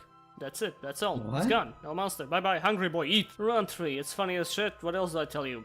Firewall Dragon, more like Cabinet File Dragon. Yeah, Toon Mask yeah. is another normal trap which you can activate if you control Toon Rolls. Target one face-up monster your opponent controls. Special summon one Toon monster from your hand or deck, whose level is less than or equal to the level or rank of that monster, ignoring its summoning conditions. Okay, before everything, yes, let me state the obvious. The Rick? artwork very much looks like the famous American cartoon hero, Flick the Fuck Duck. Now that we have that out of the way, somebody once told me that Toon Mask is gonna roll me, but I don't really think he's the sharpest tool in the shed. It's another Toon card that relies on your That's opponent so in order to do funny. stuff, and while against certain decks it can pretty much give you access to your entire monster base, sometimes the best you'll get are the level 4s, and occasionally it can do so little it makes you look kinda dumb, as if you were holding a finger in a thumb in the shape of an L on your forehead. But the cards start coming and they don't stop coming, so you'll most often be able to get some mileage out of Toon Mask, and given that it's one of the best ways to get access to Red Eyes in Dark Magician, it doesn't make sense not to live for fun, so running 2 or 3 is the way I like it and I'll never get bored. The last I hated that. I hated every second of that. I regret watching the video now.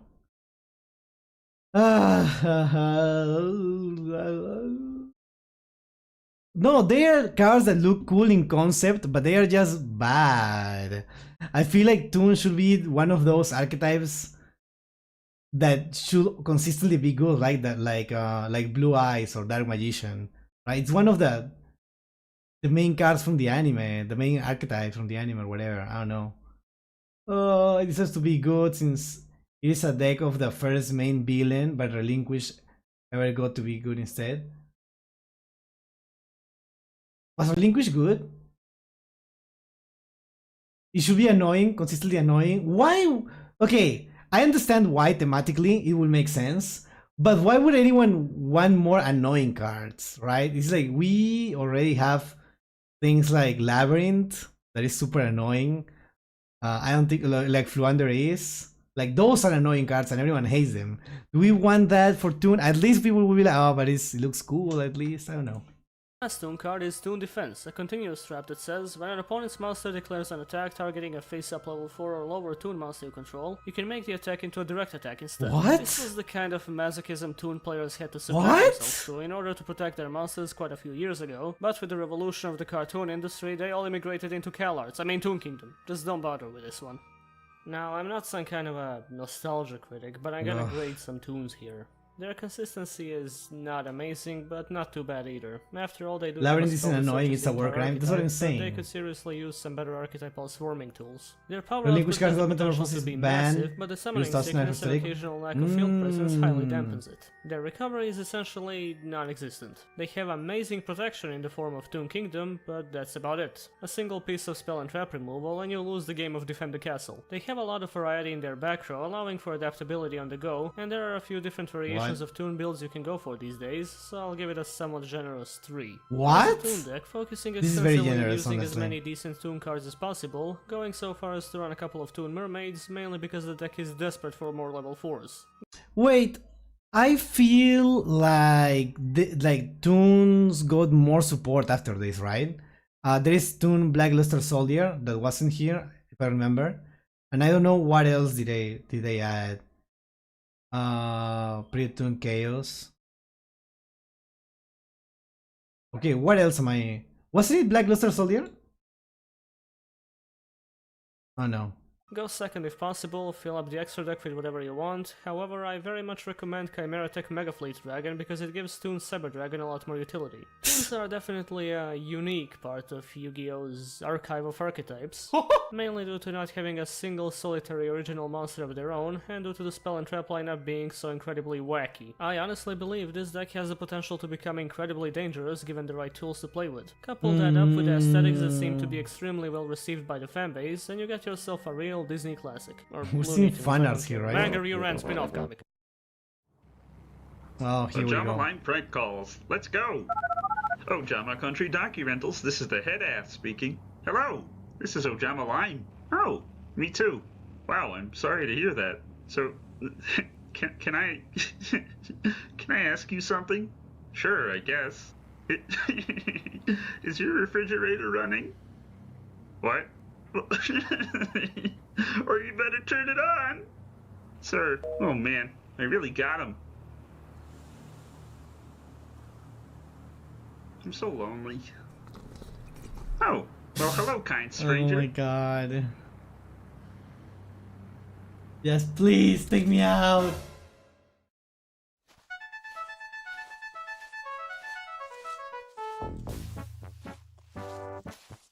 Oh my god. This guy's a handful, isn't he? Thank you everyone for watching this episode. No, thank you. That was really cool. Be sure to That was really donate to cool. the Patreon if you want to request an archetype preview, join the Discord, or simply support the channel for some reason. Uploads might be a bit slow this few months due to college work, but you're probably used to that at this point. I'm This Rana. was 7 I'll see you years next time. ago. Wow. Alright, thank you so much for recommending that video. That was amazing. Toons. Do you know, if the new support is good, I might play it. Because it's so dumb. I just love it. I love it. I know it's bad, but like, it's so funny. I might as well, you know? Respect for people who play it. I don't know how you do it. We have a Toon player in the community. I named Pegasus, makes sense. So yeah, I respect it every time I see it. It's such a weird deck. So yeah, thank you. Alright chat, one last video before I go. Let me see.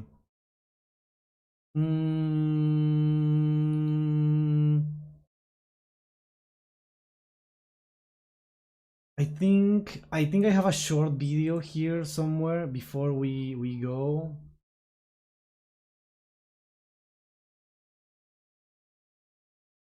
All right, here. Wake the fuck up, casual. I haven't watched this. I think I watched this. All right, let's watch it anyways. But it's 7 new cards. That alone could revolutionize the playstyle. Of course, I know. Let's hope that's the case. You saw what Maiden did to Blue Eyes. Yeah, one good card can make the whole archetype great, right? But the important part here is could, because all those 7 new cards could be bad. We don't know. They could even be worse. And we will not know until they come out. So yeah, we need Toon Pot of Greed. Let Toons be so bad they somehow balance Pot of Greed. Like what? You need to have Toon World and then you activate and you draw 2 cards. Nah, it's too much, honestly. Toon Pot of Greed will never be printed. That shit will be busted and be used as a war crime. Oh, I kinda want to see it now. This sounds so funny. That sounds so funny. Okay. Flare Metal Dragons experience. Let's watch. Wake the fuck up, casual. What is this? We have a Xyz versus Link.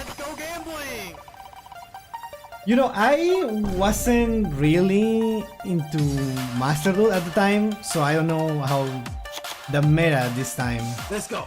I know there was no Malice then, right? Probably not even in the event, even if it was. No. What did you add? You have added hand traps? Exactly what I need to do. Oh my god. Oh, Dragon Link.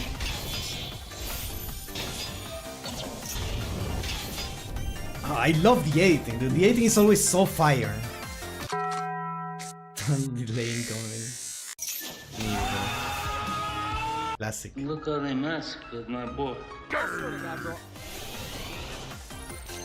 Classic, love to see it. There's no way this works. There's no way this works.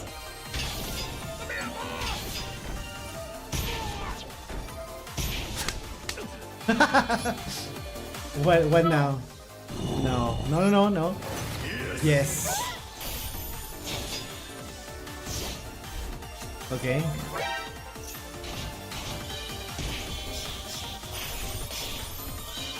What is the opponent doing, bro?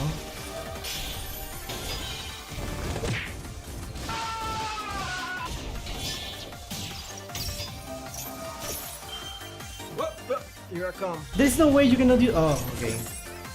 Wait, it was planned.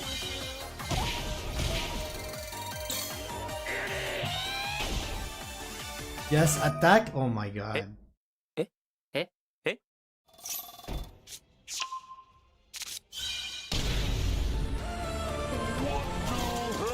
朋友是一个坚韧不拔的纪录片。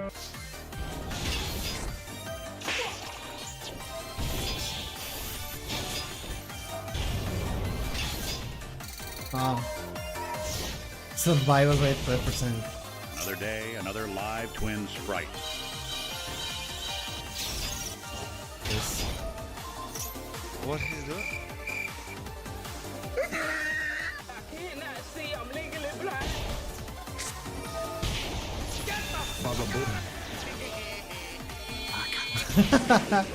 Oh my god. Oh my god, what are you doing? Are you sure about that? You have a 3,000 attack monster. I have 1 monster. Fuck up! Get out! That's too easy! Increasing Typhon win rate. Wow.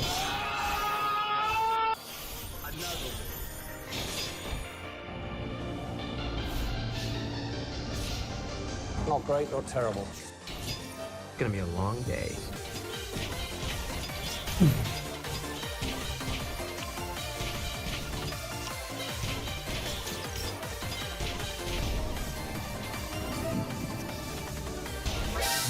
Go battle face, dude. What are these people doing? Hold up. Let's go. Let's go. Bloody eyes burn. Oh. What? Both players take. Oh. Wait, that was such a short beat. That was 5. Oh, that was 4 minutes. Interesting. How many URs? How many URs, chat? Oh no, the red ice is UR. Oh no, can we get them in a structure deck? Maybe we can get it in a structure deck because everything else seems doable.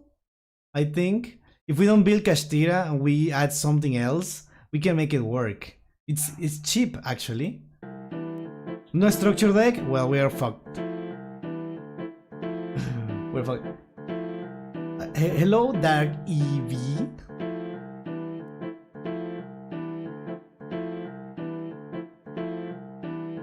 Everything else seems fine, huh? I was able to just get red eyes with one pack pull though. Maybe I have them. I actually don't remember if I have them, but I probably do. I'll check it out later.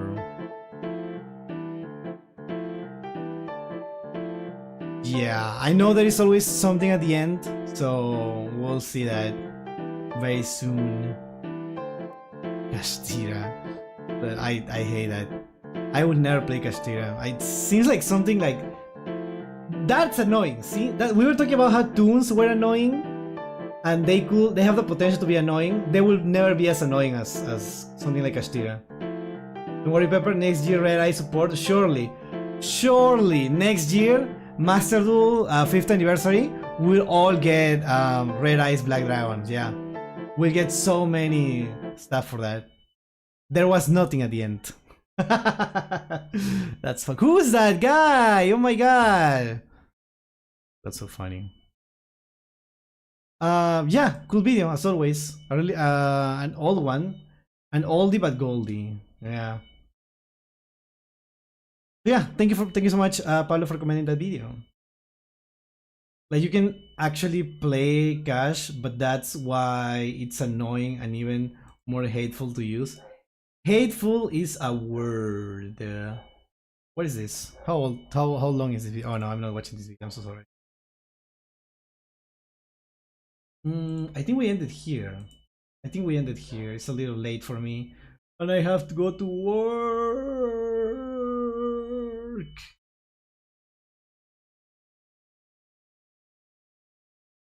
Yeah. Alright, chat, I will see you on Thursday. We're going to be reviewing some of your duels, so submit your duels to the Discord. The Discord is in the pinned message. And yeah, I will see you next time.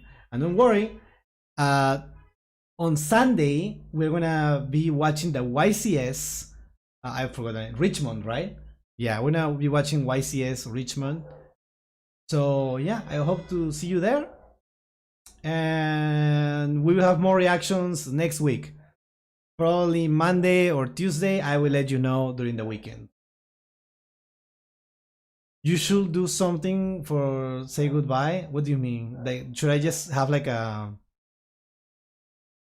way of saying goodbye, like a